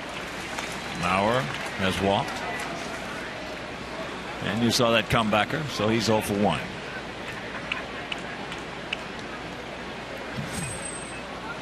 Donnie Veal has joined Nate. Nate probably on to pitch to Willingham. Unless Mauer grounds into a double play. Mauer has grounded into a bunch of them this year, 22 times to lead the team in that dubious department.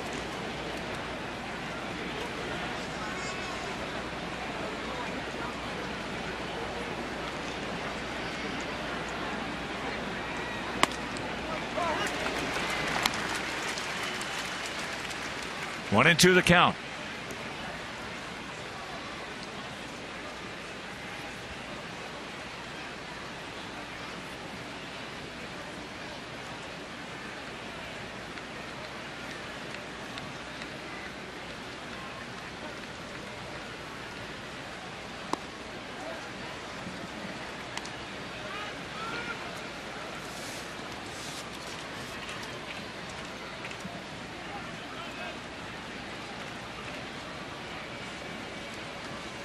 Mauer has more walks than strikeouts, and that's pretty unusual.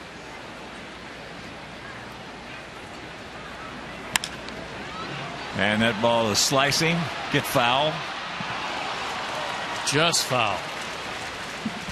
There's a huge break because that ball had a strange carom to it. And Mastroianni would have scored without a play. Slice down the line. Foul by a couple of feet.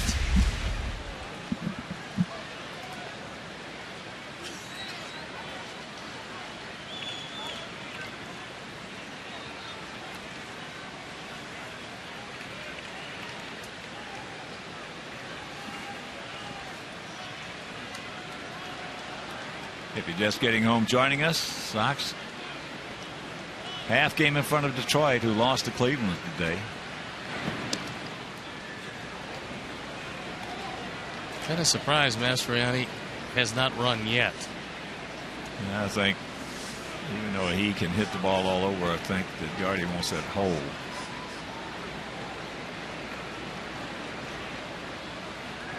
He's going to third base. This kind of guy's grounded into a lot of double plays. Yeah. Also won 3 batting titles. Well, that's what I mean. He's probably going to make some contact.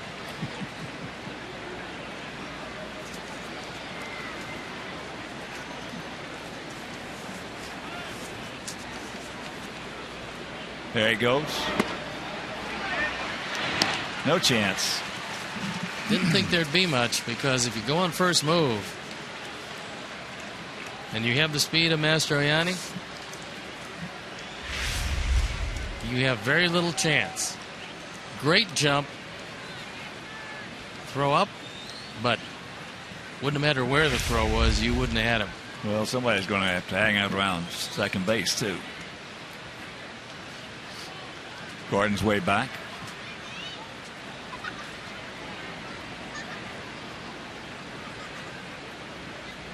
And a full count.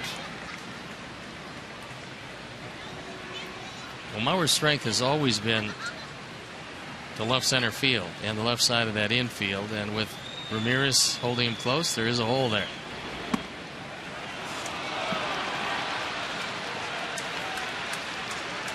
So here comes Robin. Back-to-back walks.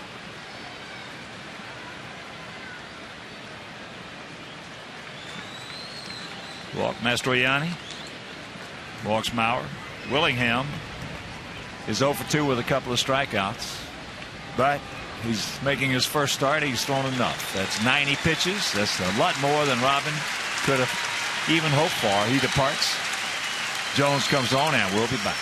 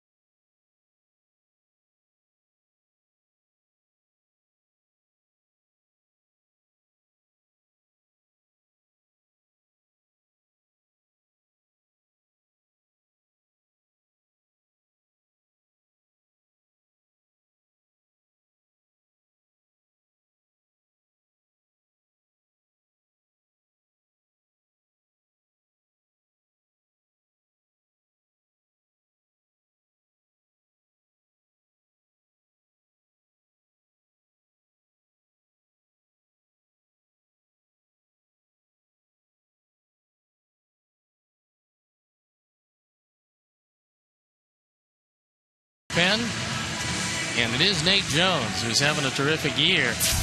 But he inherits a whole lot of problems. He's 7-0 ERA under 3. And he's been busy lately. This is appearance number 53. He's got runners at first and second and nobody out.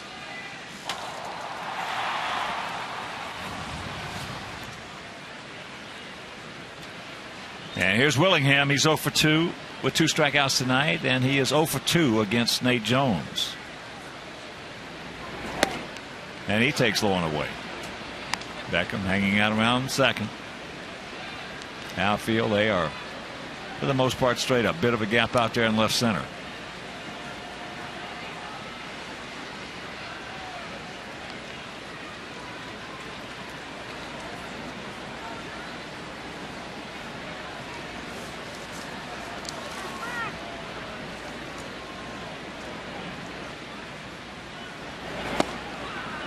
That evens the count at 1. Here's our AT&T UVerse multi-view.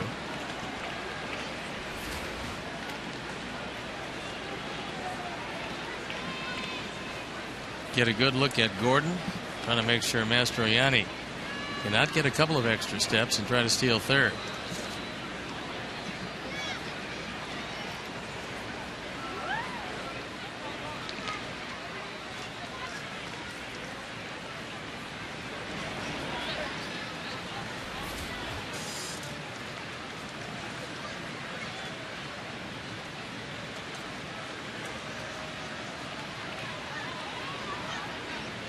There he goes. And they're going to go to second base. And they get him. Mauer says, why? Yeah, we'll take another look at it. Called by Andy Fletcher, and A.J. did the right thing. He wasn't going to get Mastroianni, so you go after the trailer, who usually is not quite as quick. Throw is high.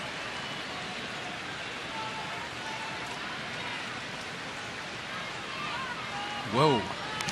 Tag him on the knee. Usually the foot precedes that, but we'll take it. So now the infield in and a 2-1 count.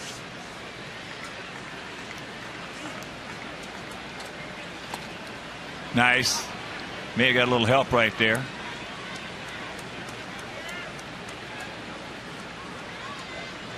We'll see if this catches a shin guard to Sam Holbrook. Nope.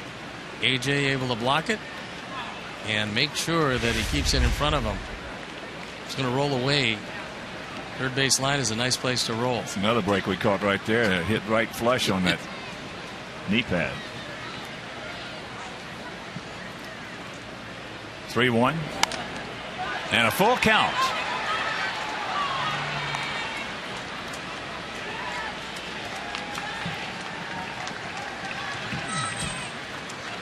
Justin Morneau in the on deck circle.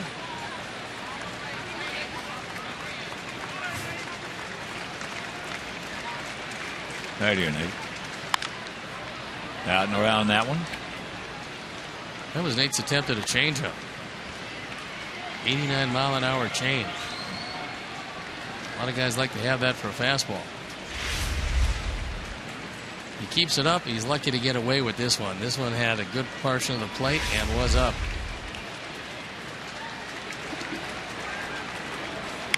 Pops him up. Yes. 2 down.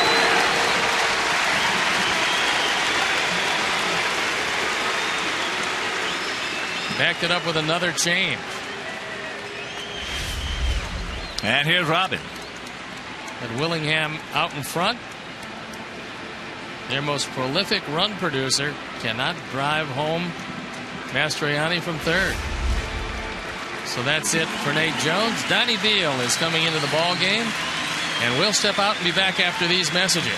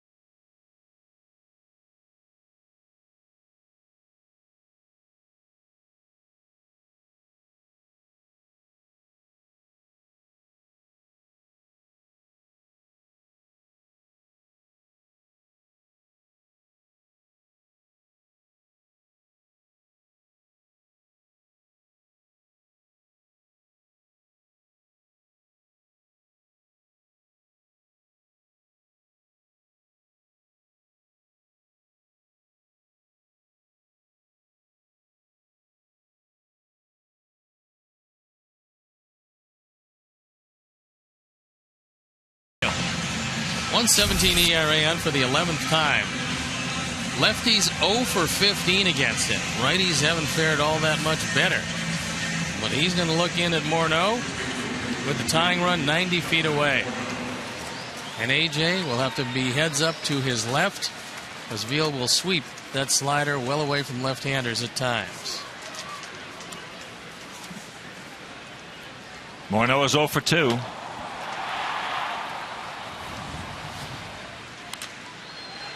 Morneau looking for it, got it, and fouls it back.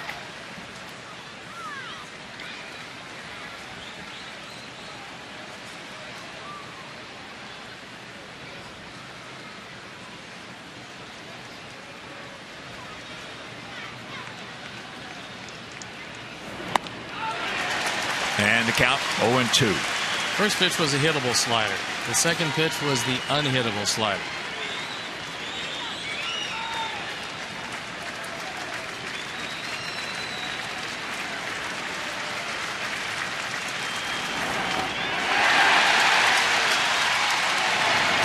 He gone. Nice job by Nate Jones and Donnie Veal. We go to the bottom of the sixth, still leading 2-1.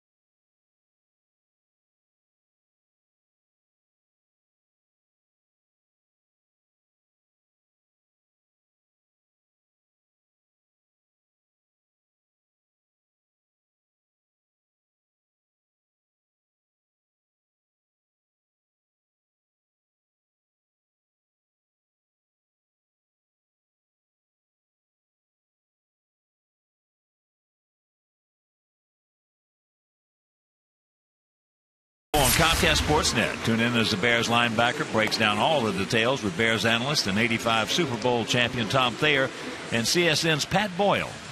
The Lance Briggs Show tomorrow night at 11 only on Comcast Sportsnet, fans' best friend. Sox lead at 2-1. Two-run homer by Gordon Beckham in the second inning. Twins with a solo shot by Jamie Carroll, their second baseman, in the fifth. So it'll be Tank, Ramirez, and Beckham, lower third of our order.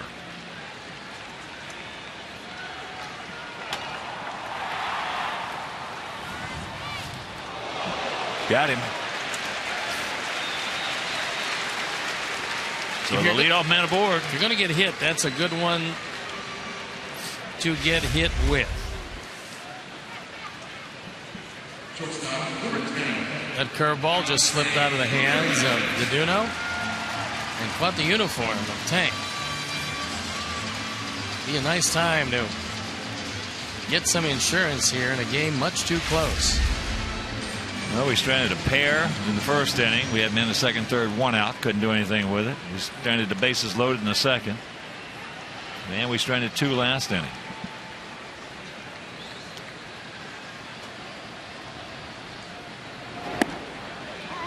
Broke it down to bunt, takes a strike. Alexei 0 for 2. Last 16 games, things have been going very well for Alexei. That's 62 runs batted in overall, and coming into tonight, he had that batting average up to 270 after a terribly slow start. Watch out. And the count 0-2.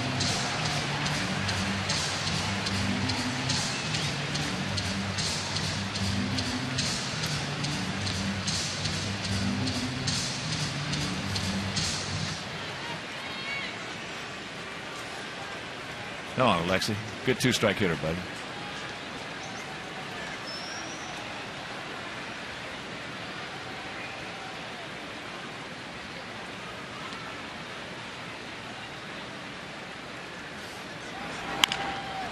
Chops that one foul. And if you want a fantastic White Sox experience, well, check out the Comcast Fundamentals deck at US Cellular Field. You can interact with White Sox trainers, run the bases at the wiffle ball diamond, and test your swing at batting cages. You're always at the center of the action with Xfinity, only from Comcast.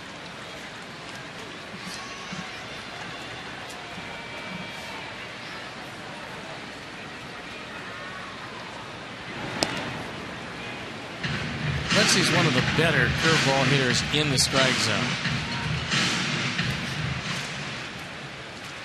Now, he'll occasionally expand that zone like a lot of hitters will. But if you're going to throw him one in the zone, especially down, he's going to hit it hard.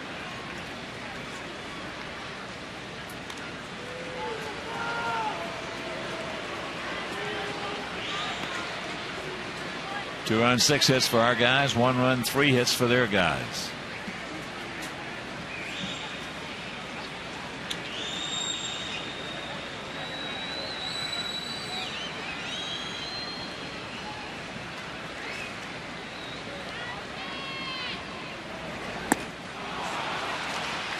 There's the expansion of the zone we were talking about.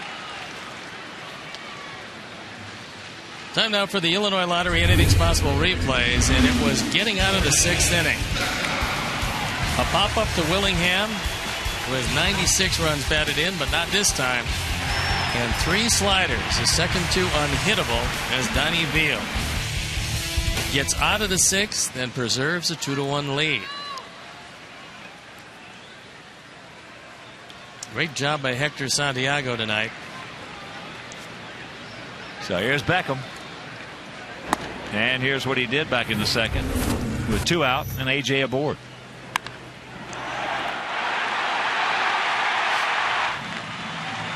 And an 0-2 count at the time.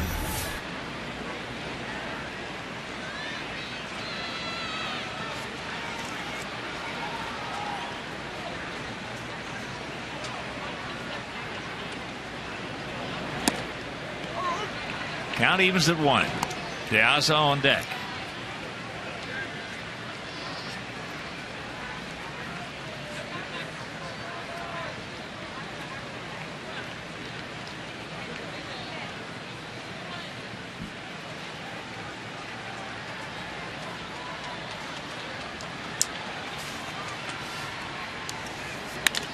Uh-oh.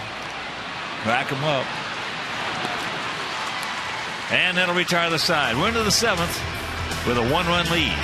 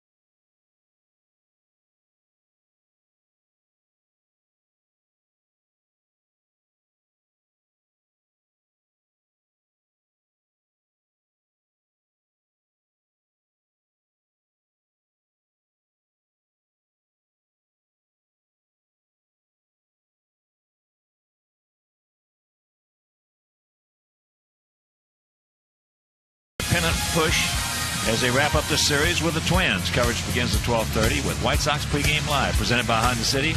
Our White Sox against these Twins Wednesday afternoon at 12:30 on Comcast Sportsnet, fans' best friend.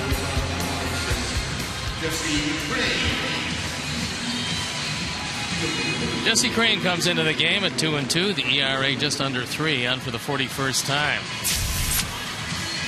Last time out, he gave up a home run in his 1 inning of work. Right-handers hitting just 114 against him. And he is the 4th of the Sox pitchers tonight. All have done a very good job. Santiago 5+ innings, a run on 3 hits, 3 walks, 6 strikeouts.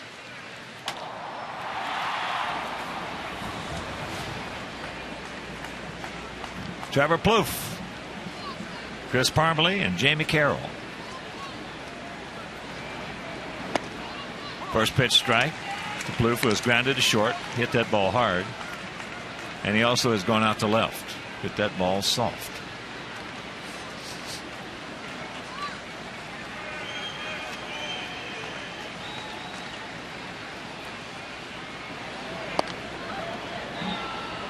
Close pitch, didn't get it. Gardner was playing Plouffe everywhere, and then decided they were going to send down Danny Valencia. When they did that, he was later traded to Boston, but he turned over third base to Plouffe.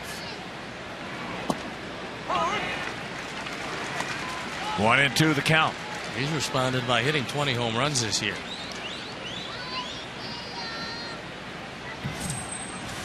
Matt Thornton loosening in the pen.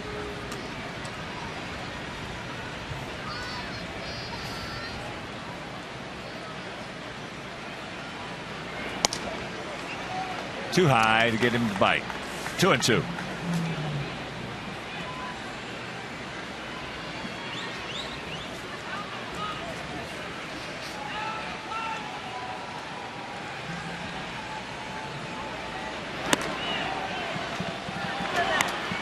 Full count.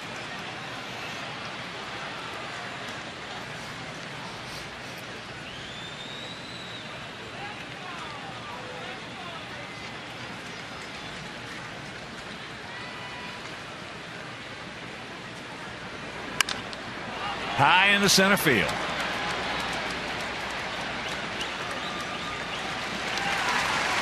Dig out, 1 out.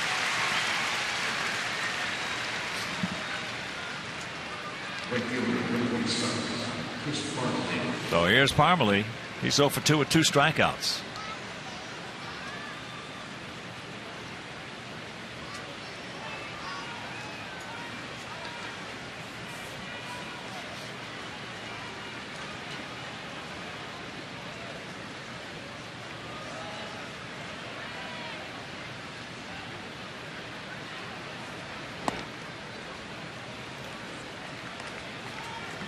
That's down low, 1-0. Parmelee, 4 homers, 10 RBIs.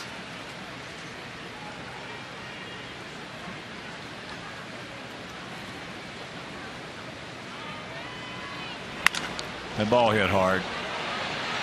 Piazza's not going to get that one. He's going to get it back in. So the 1-out double.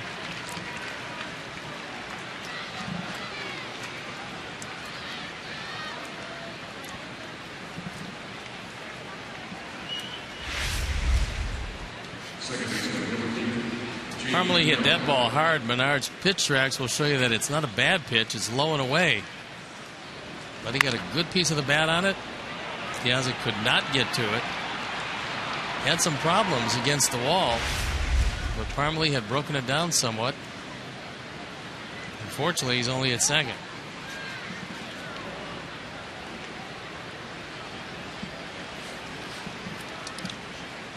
So here's Carroll, had that infield single and that solo homer.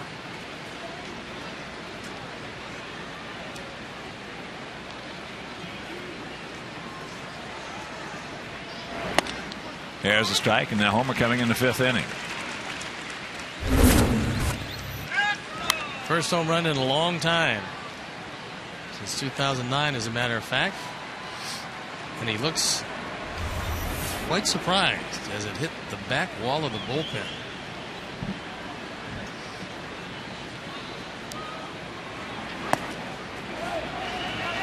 Not far enough. Well, for a base runner, when a ball trickles right behind the catcher, it's almost impossible to realize how far it's going to roll back. So you're really stuck. Could he have made it? He probably could have, but he couldn't have read it. As that ball rolls through the glove of A.J. But fortunately, Parmelee couldn't pick it up right away and stays at second. Well, the thing there, if you don't read it, don't go.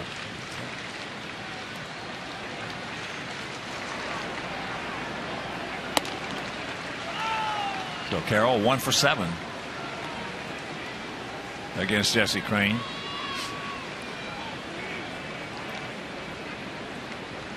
One out. Time going at second. 2-1 to count. He will use the whole field. If you stay away, he will go that way. Rios in very close in right field. That was a good block by A.J., as that ball could have easily have gotten away and didn't.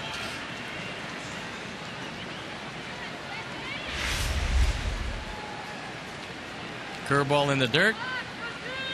A.J. puts the glove straight down so it can't get between his legs and bounces right in front of him. No advance.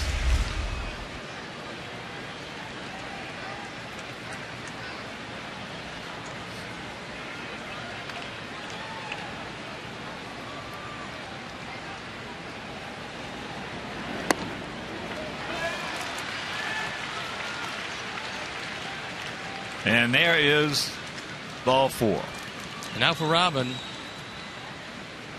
The question is, you got Thornton loosening in the pen, and you're probably going to see who Gardy decides to put up there.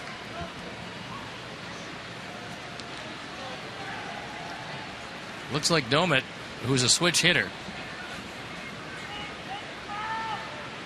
But he's a much more dangerous hitter from the left side, where he's got more power and a better batting average. And that's how he'll look at it, Jesse Crain, except he's not going to get the opportunity, as once the announcement was made, Matt Thornton's going to come in the game. So that's it for Jesse Crain. In comes Matt Thornton. We'll step out and be back after these messages.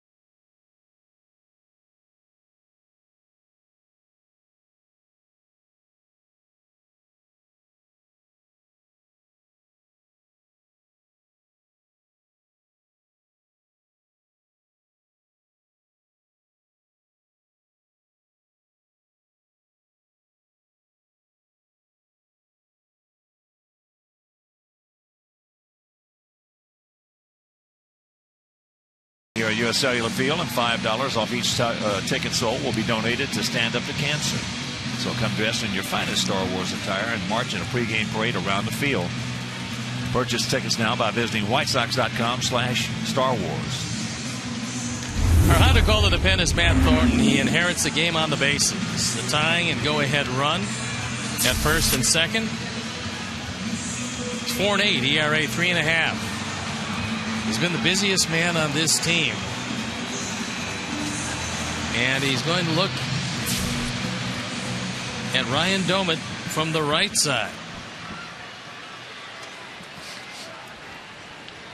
where he certainly is a step or two slower and a candidate for a double play if you can get the ground ball. So 1 out, 2 on.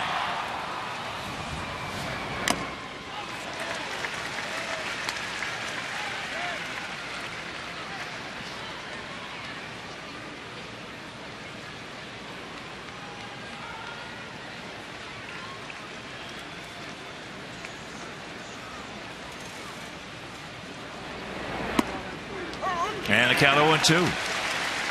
Domet's grounded into 16 double plays. And as a man who did a whole lot of catching with Pittsburgh, speed is not his game.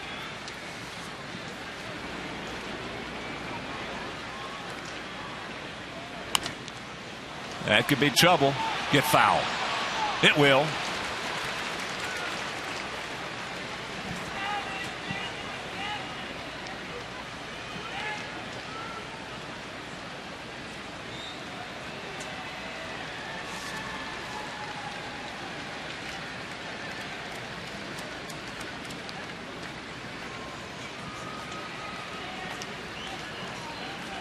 Outfield straight up for Domet.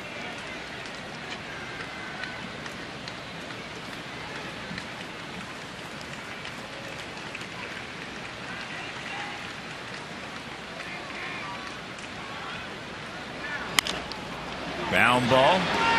Strong arm of Beckham. High throw. A good takeout slide at second base. And that stopped the double play as Jamie Carroll went down there with the sole purpose of making sure that the pivot man, in this case Beckham, could not get off a good solid throw. Had a good chance at two with Domet going down the line. But Carroll took the legs out from under Beckham, and that throw up, and Domet beats it. That'll bring up Ben Revere, the leadoff hitter, who's 1 for 3.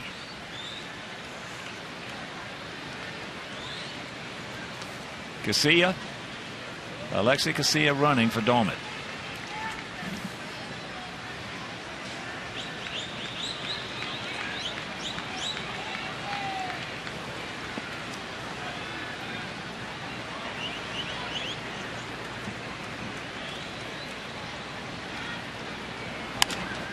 That's into left field. Tank. He's there. And that'll do it. Pitch out of that jam. 7th inning stretch. We lead it 2-1.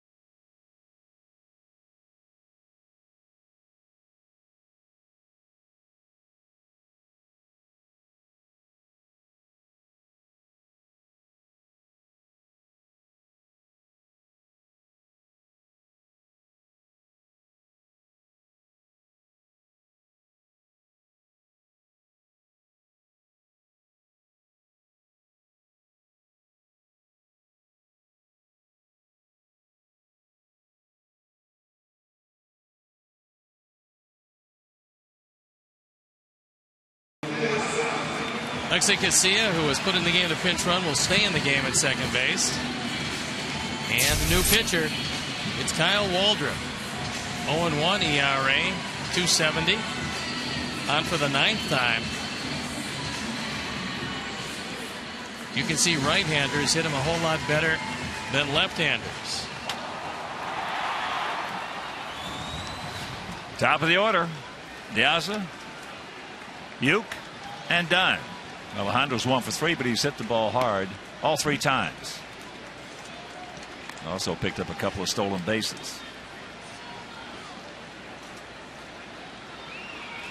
2-6-0 for us, 1-4-0 for them.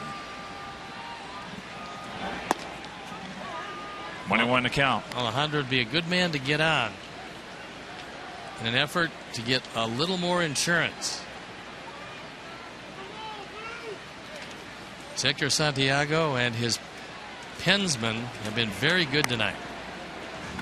But it's a precarious one-run lead. It's been an errorless game, well played so far. It's not a whole lot of offense.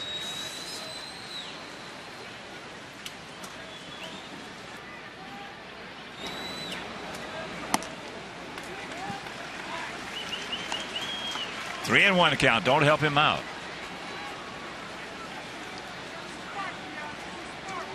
Waltrip, pretty good athlete. Helped lead his high school to back-to-back state championships his junior and senior years.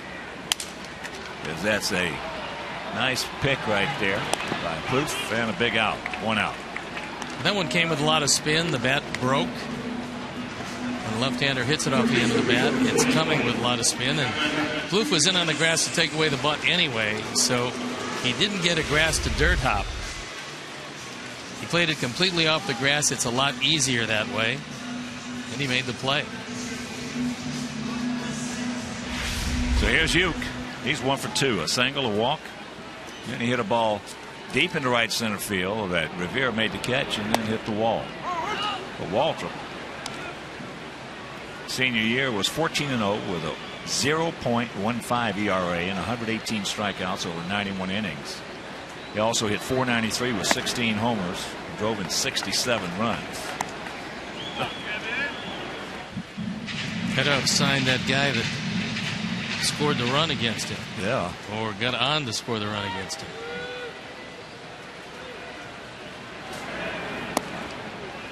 Two and one to count.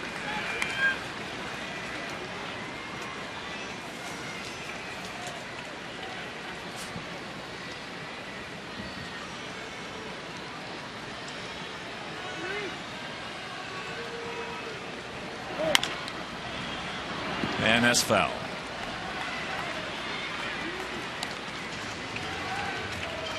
Usually when a right-hand pitcher has better luck with a left-hand hitter than he does with the right-handers, it means he's got a good straight change.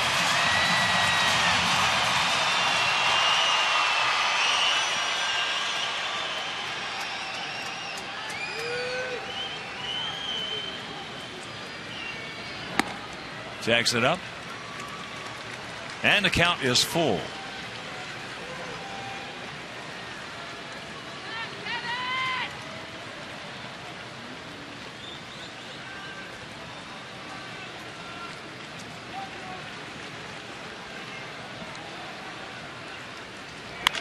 Ball hit hard by Plouffe. Mastroianni quickly gets over, but Uke's going to get to second base. Safe. And there he's that knee giving him some problems.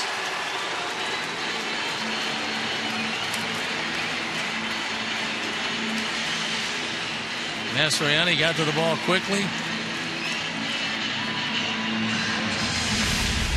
Uke sliding, that right knee giving him some problems. And again, the right-handers giving Waldrop some problems. Down the line, Plouffe couldn't react fast enough. That ball actually went under his glove. Mastroianni did a nice job. And Casilla couldn't hold on to it.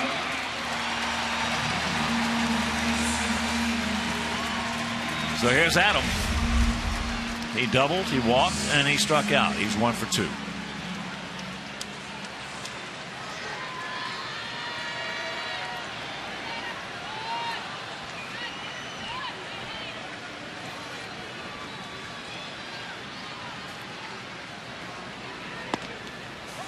First pitch strike.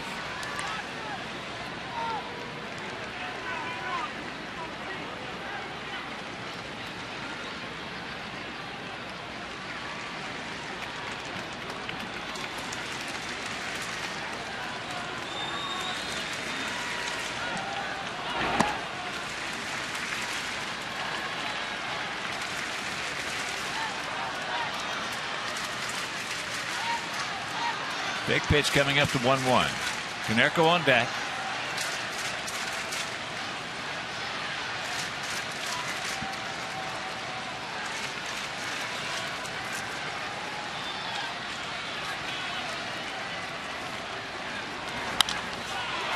High pop up.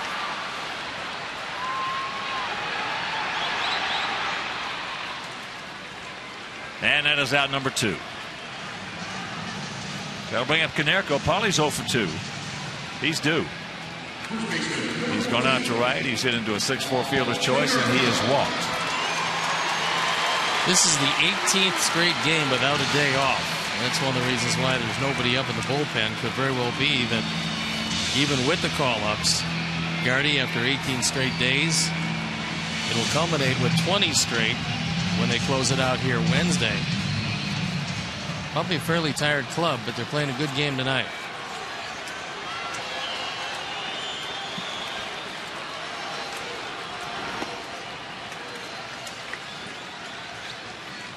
Low and away, 1-0.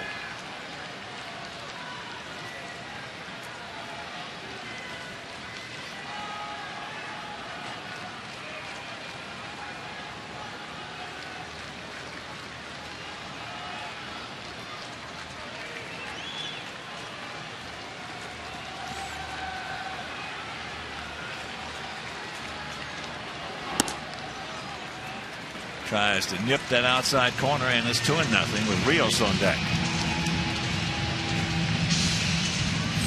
Brett Byers listening in the pen.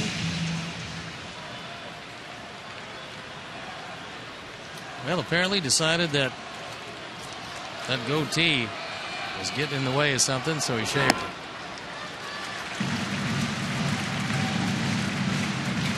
Three and nothing.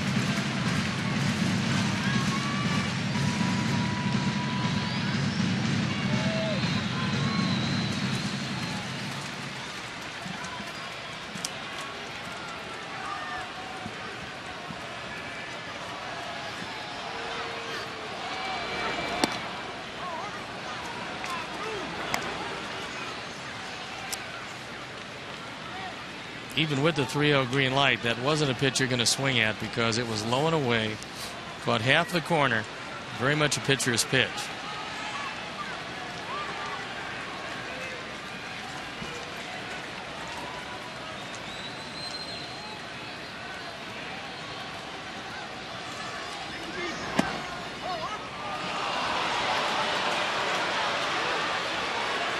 Last pitch looked like it might have been just off the plate.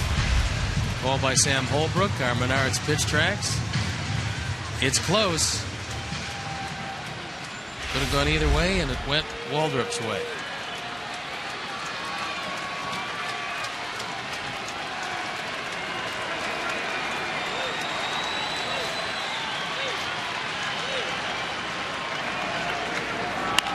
And there's the base hit. Here comes you. He's going to score, and the Sox lead it 3-1. Paul Konerko, a clutch. 2 out. RBI single. And this inning has played out exactly as the numbers said. As Waldrop has gotten out the 2 left-handers and the 2 right-handers produce a run. This is a rolling breaking ball, and Paulie drives in run number 63, a huge insurance run. A 3-1 ball game, and no chance at all to get Uke at the plate. Don't stop now, boys.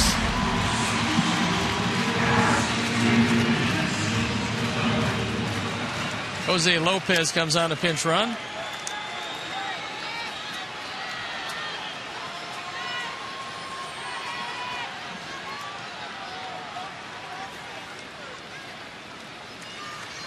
That will mean, with Paulie leaving the game, that Euclid will probably slide over to first and Lopez will move into third.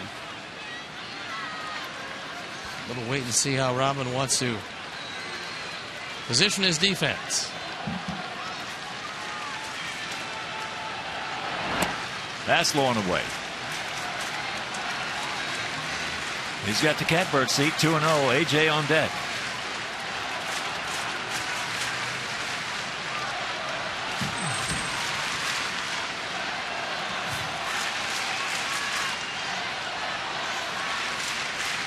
Sox trying to pick up a win tonight to go 1 game up on the Tigers. Tigers lost today, 3-2 to the Indians. Out and around it, hooks it. Plouffe. Quick release. And they get him. But the clutch RBI single by Konerko coming with 2 out. Plates Youkilis. We lead it 3-1.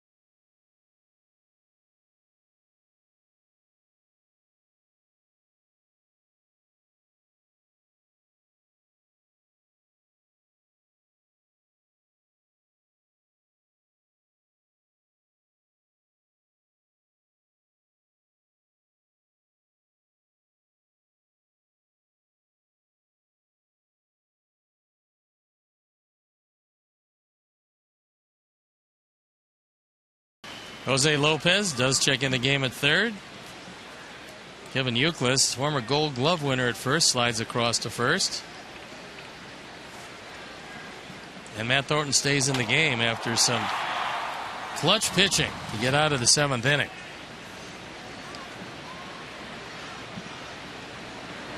Mastroianni. He's 0 for 2 with a walk and 2 stolen bases. 3-8-0 for our guys, 1-4-0 for their guys in the first of this 3-game set. And the first of this 11-day, 10-game homestand. 3 with these guys. Off day on Thursday. Then 3 with Kansas City. Finishing off with 4 against Detroit. 1-2 the count.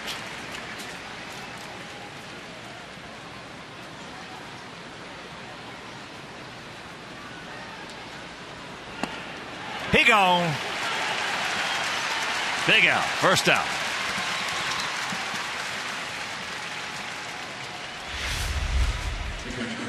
Menard's pitch tracks. That one right there. So here is Maurer. He is 9 for 31. That pencils out to 290.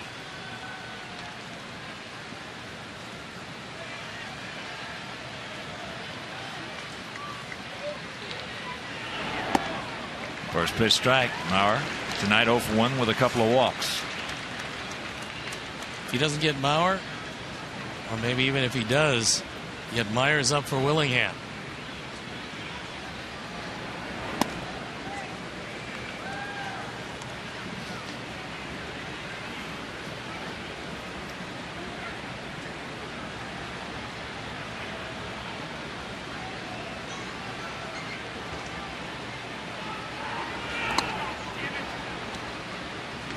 Two and one to count.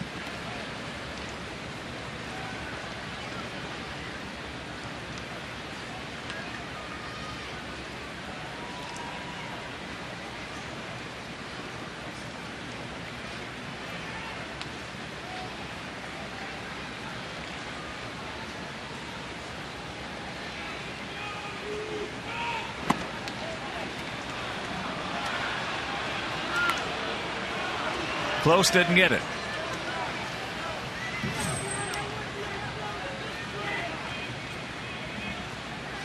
Fiend warming up in the pen.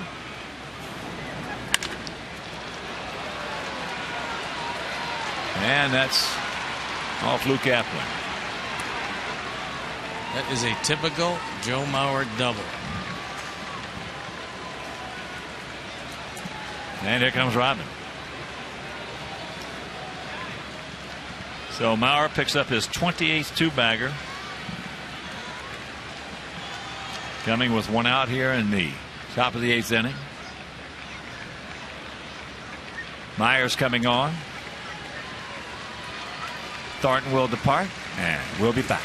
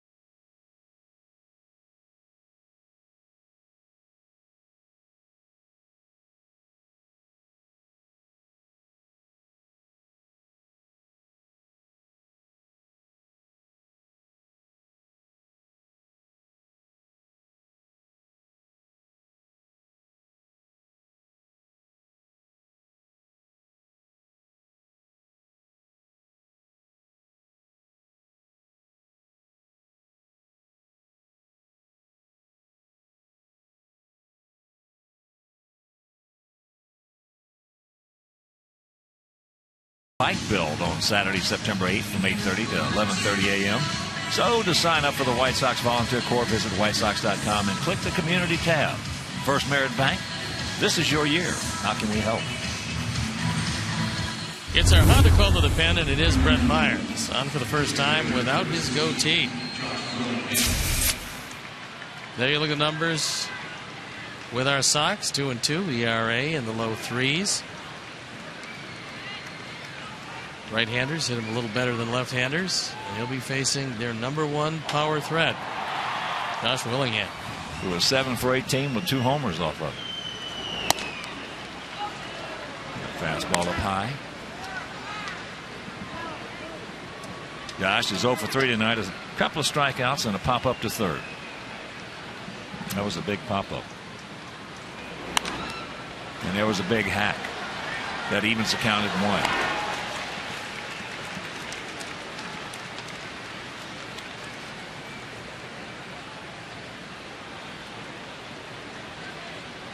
Morneau on deck.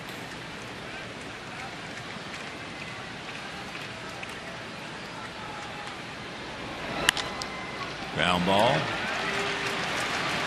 2 down.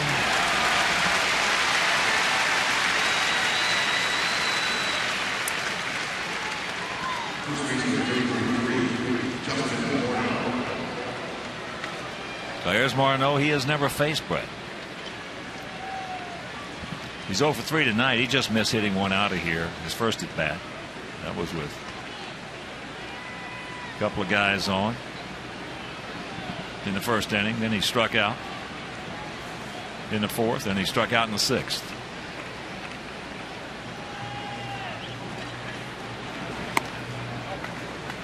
Curveball. Tomorrow night, Jose Quintana against Scott Diamond. Quintana, a 23-year-old southpaw against their 26-year-old southpaw. Game made to the ballpark. That game will be over WCIU. Big hack way out in front of that curve, and the count evens at 1.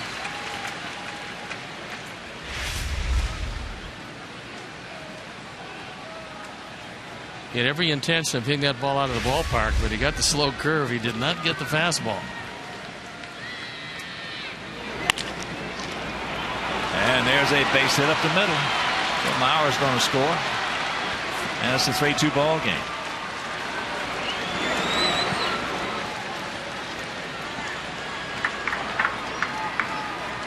RBI number 68 for Morneau. That time he got a fastball. Menard's pitch tracks will show you that it's down. Where most left-handers like it. Now we'll have to get by Plouffe. He leaves for a pinch runner.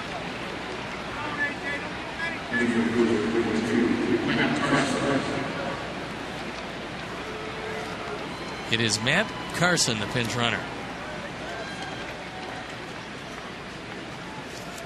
So here's Trevor Plouffe. He's 0 for 3 tonight. That's high and deep in the center field, but we got a man there. And that'll retire the side. They do come up with one, and we'll go to the bottom of the 8th. It is a 3-2 White Sox lead.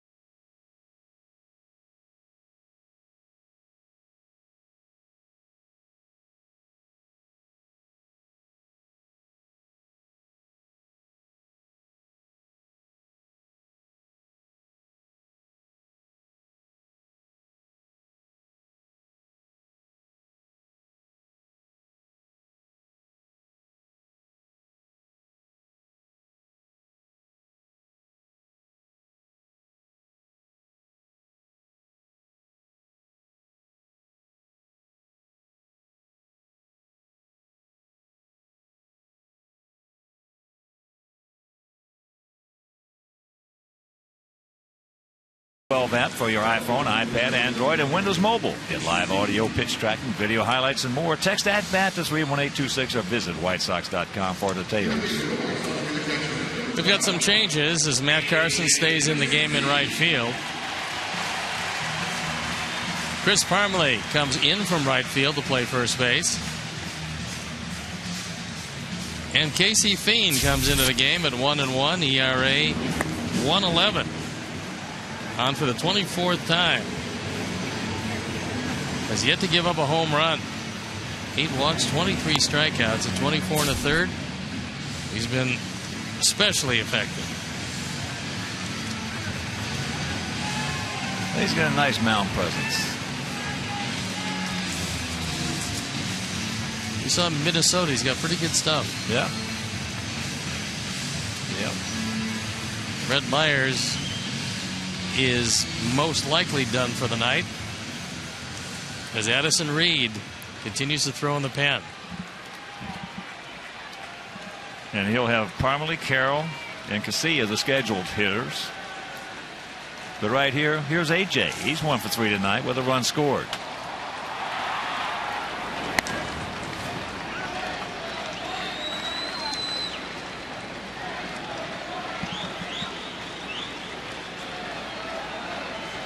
Just joining us, 2 runs we got in the second. 2-run homer by Gordon Beckham.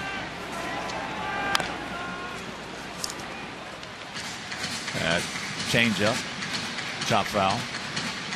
They got 1 in the 5th. We picked up 1 in the 7th. Key.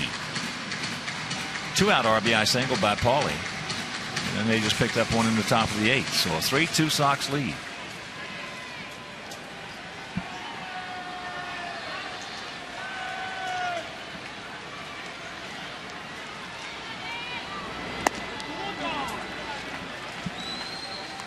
Two and 1.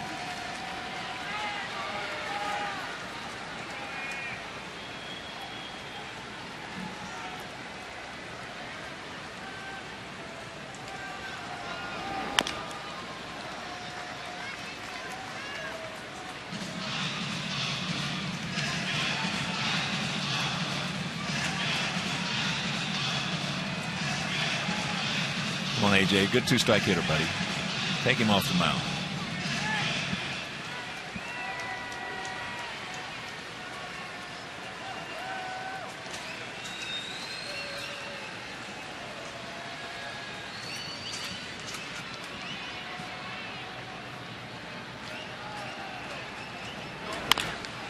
And there's a chopper just foul.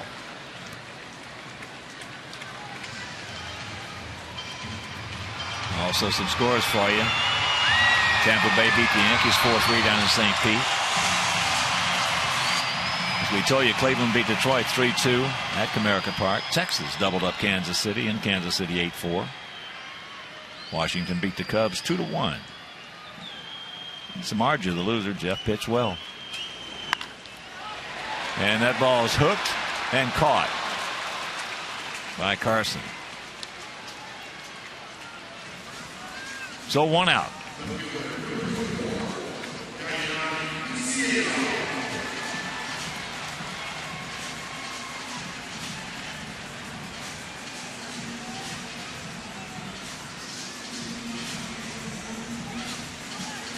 In that Washington 2-1 victory, Samardzija went 7 innings, giving up 7 hits, 1 run, 1 walk, 8 strikeouts. So here is Tank. Takes first pitch strike. Baltimore continues his roll. They shut out Toronto 4-0. Joe Saunders on the bump. Retired his first 17 men he faced today. Not bad. Well, he's better than what he looked against us. Yeah, he had one of those bad days. It was his debut for the Orioles. Coming back into the American League. He had pitched for the Angels before, spent the time with the Diamondbacks, and this time he had it all together. It was a good pickup for them. And a bad swing for Tank.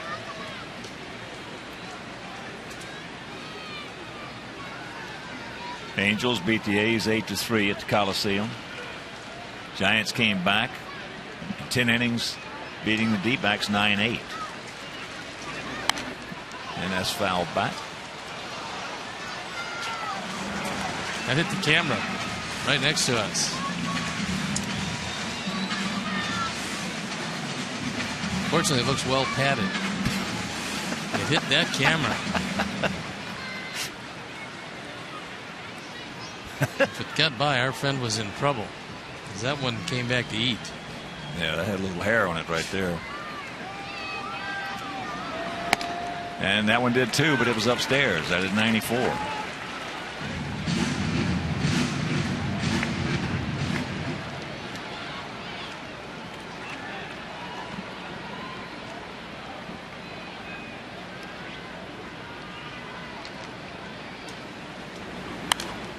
And another foul back. Yeah, the Giants were trailing that game 7-0, and then 8-1.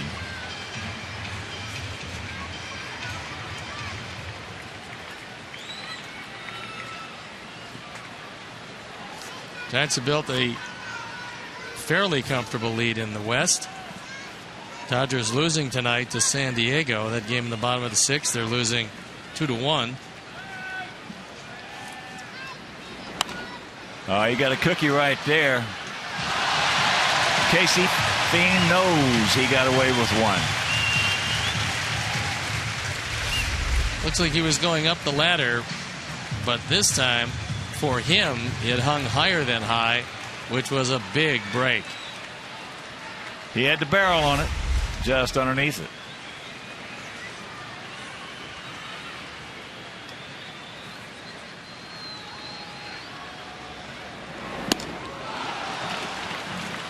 Two down.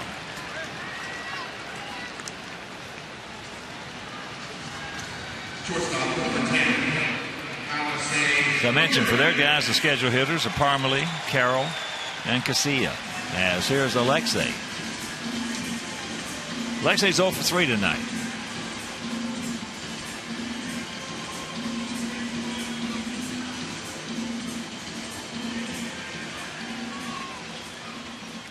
They've used their big weapon off the bench, and that was Domet.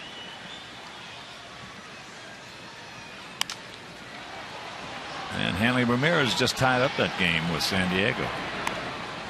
Right over the center field fence.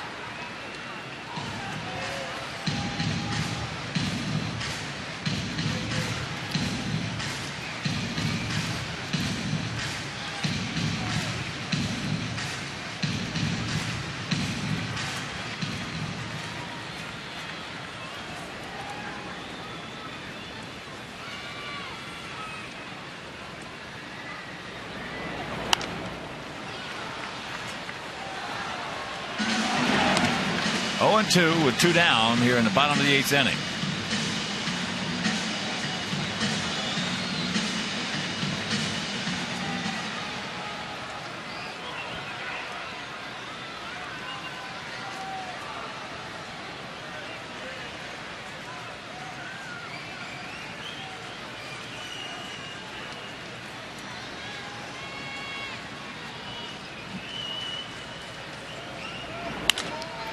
There's a nice base hit by Alexei. Atta boy. Get on the board, and that'll bring up Beckham.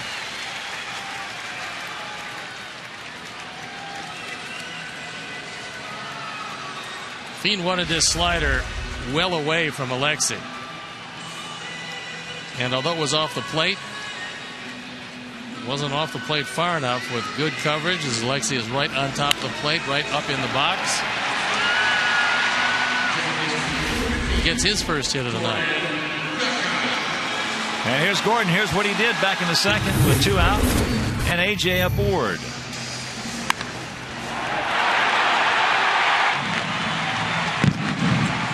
Number 13, RBIs number 50 and 51. Put us up 2-0 quickly.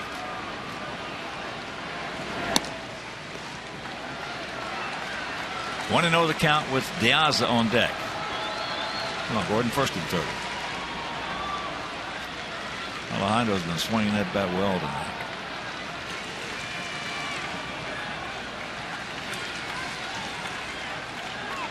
There you go. And Gordon just stepped back, and Mauer did nothing because Fein just decided that, well, I know if man at first, I just won't look at him.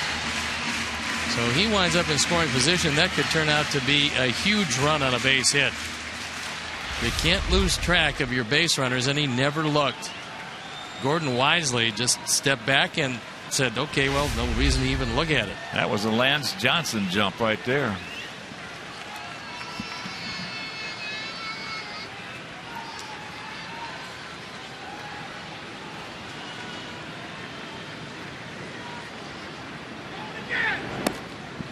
And the count's 3-0.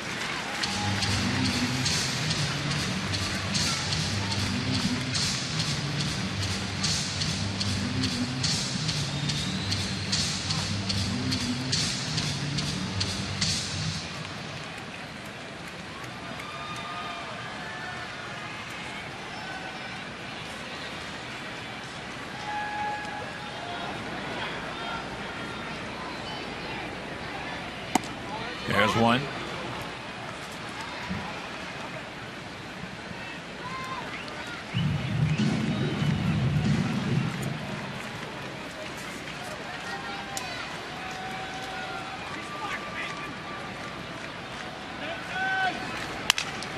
And there's a base hit. They're going to wave him around. They got a shot at him. No, bad throw. Way off the mark. So now here's Gordon. He's going to go to third. Well, the ball hit off Ramirez. And then it didn't matter where anybody was backing up because that ball just took an abrupt left turn, wound up off the dugout screen. And so the mental mistake by Fein not watching Ramirez cost him a big run. As Gordon, off the end of the bat, dumps it into left field. The throw by Mastroianni, not even close. That one catches Ramirez, bounds away. Gordon goes all the way to third. Hits him right off the right knee.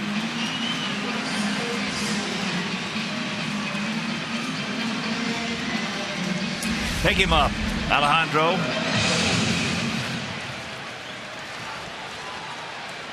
Four 10-0 for us, 2-6-1 for them. It goes E7 for Mastroianni.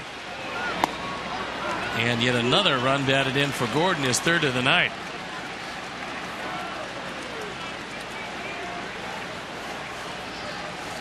How sweet would it be to have him get hot? He's been swinging the bat well. We've commented on. Yes, he has.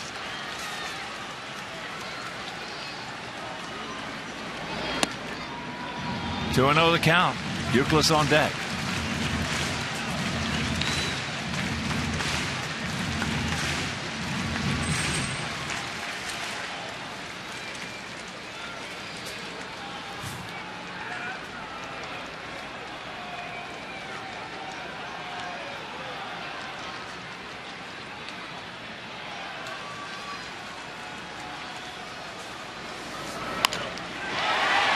Nice play by Casilla.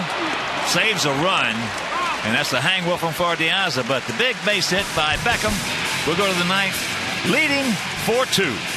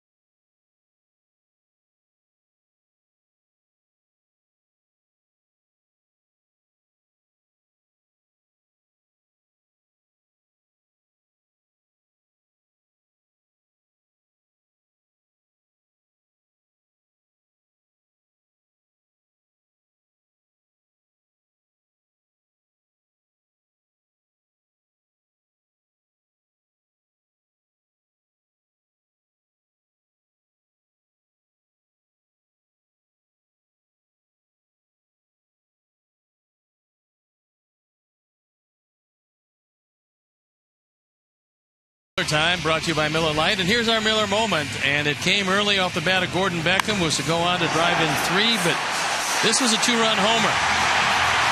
At the time, gave our club a 2-run lead. Gordon had a big night. 2 hits, 3 runs driven in, and Jordan Danks takes over in left field. Addison Reed comes on, trying to nail the game down, to nail down his 25th save in 29 attempts. And now he's got a 2-run lead to deal with.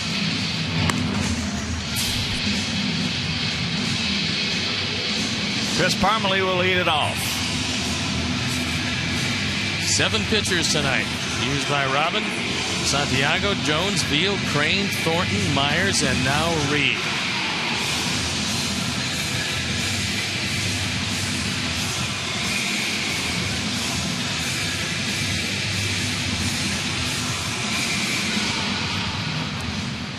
Parmelee is 1 for 3, a double. Back in the 7th inning.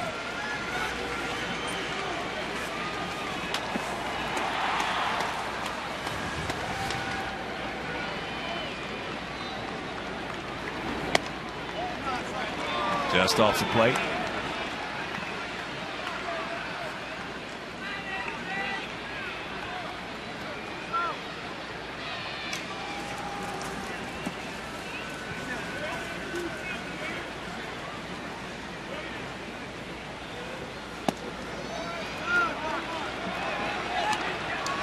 Close pitch, did not get it.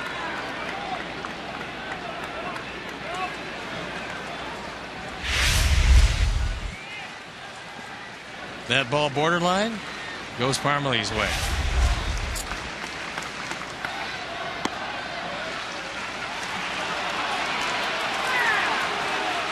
And a count 3-0. Come back and get him.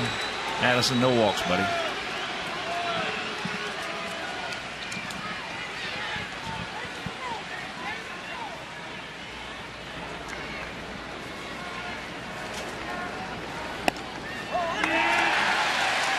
There's one.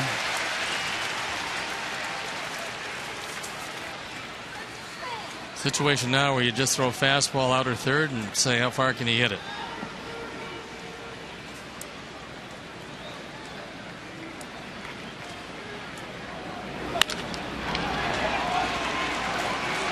Not very far, but enough to get a leadoff single. So the count got him.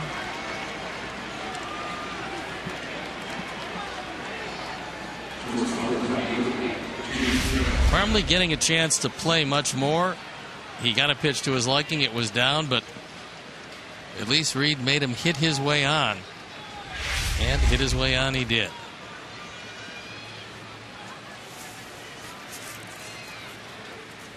Jamie Carroll's perfect on the evening. Had an infield single, a homer, and a walk.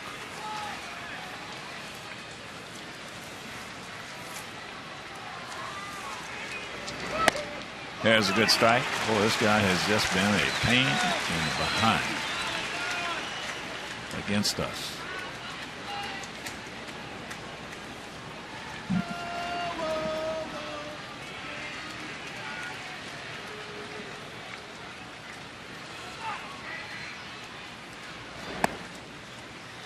Count evens at 1. Got his average life career-wise against us over 300.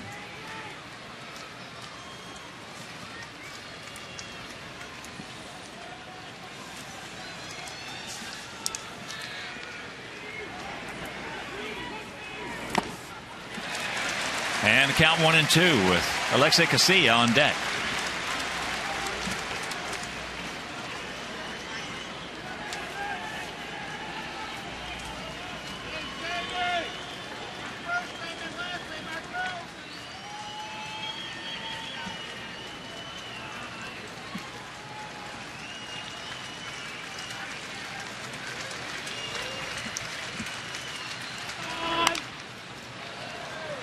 Tried to sneak that one by him at 95.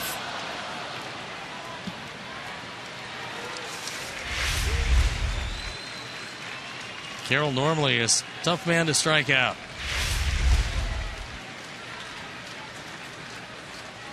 .58 strikeouts, 415 at bats. That time Addison slipped off the mound. His front foot just slipped and took the slider with him.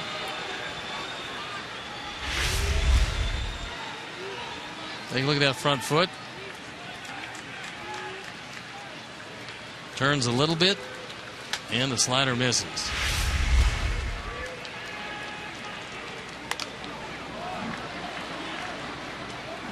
Shanks that one out of play, so the count hangs at 2-2. With Parmley at first, nobody out here in the top of the 9th.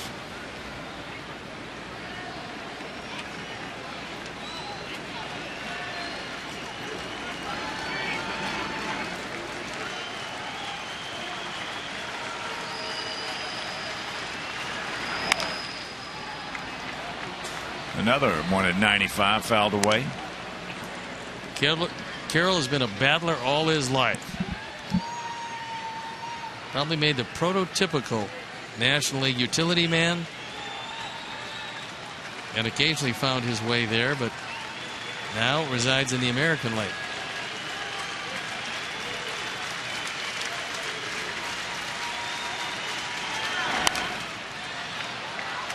And another one fouled away. Well, he's a 38-year-old veteran, and he, not the most talented guy in the world, but he will not allow you to outcompete him.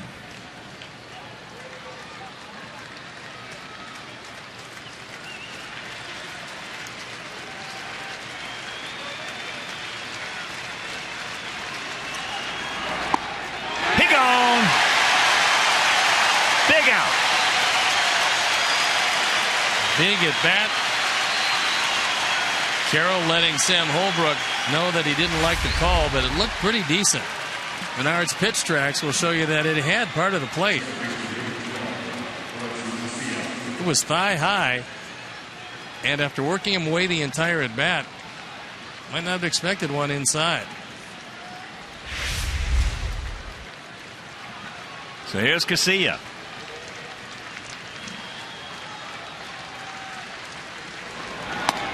Takes first pitch strike.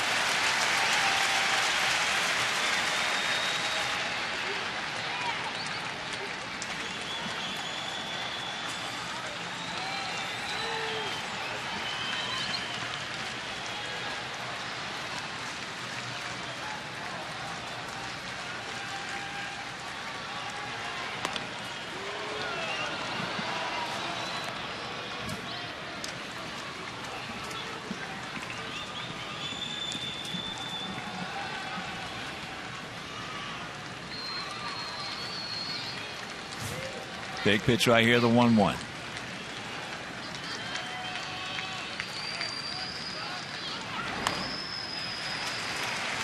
So now advantage. Addison, he's on top 1-2. Outfield for the most part straight up.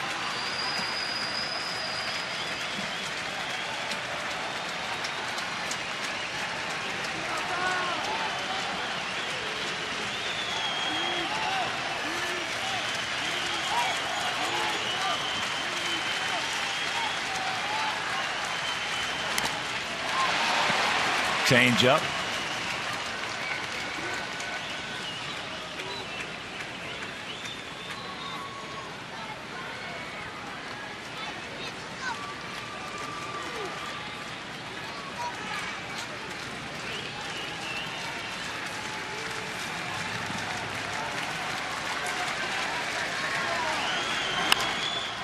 And that is foul and out of play. Watch out, Gordon.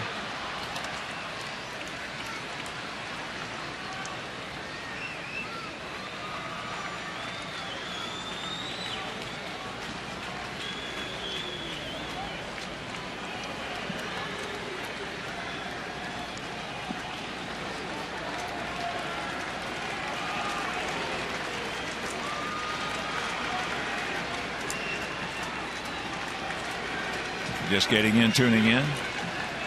Cleveland beat Detroit this afternoon 3-2.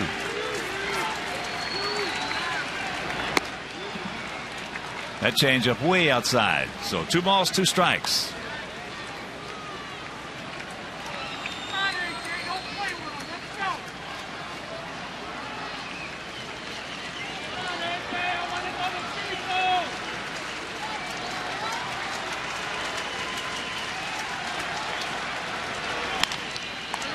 Take your time. And rack them up. This ball game is over.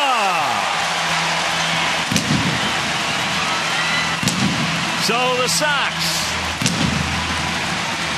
take the first of this 3-game set and the first of this 10-game homestand. What a job by Santiago tonight. 7 pitchers. Santiago gets the win, giving up 1 run. And we gain a full game today, and the Tigers all is right with the world. All right, let's check out our GMC players of the game. They are Hector Santiago and Gordon Beckham. Gordon was 2 for 4, 2-run homer, and a big 2-out RBI single.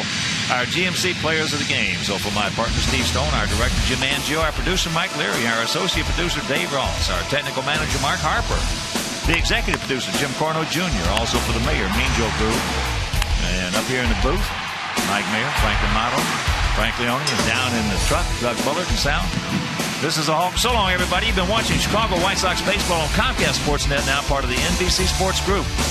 Yes!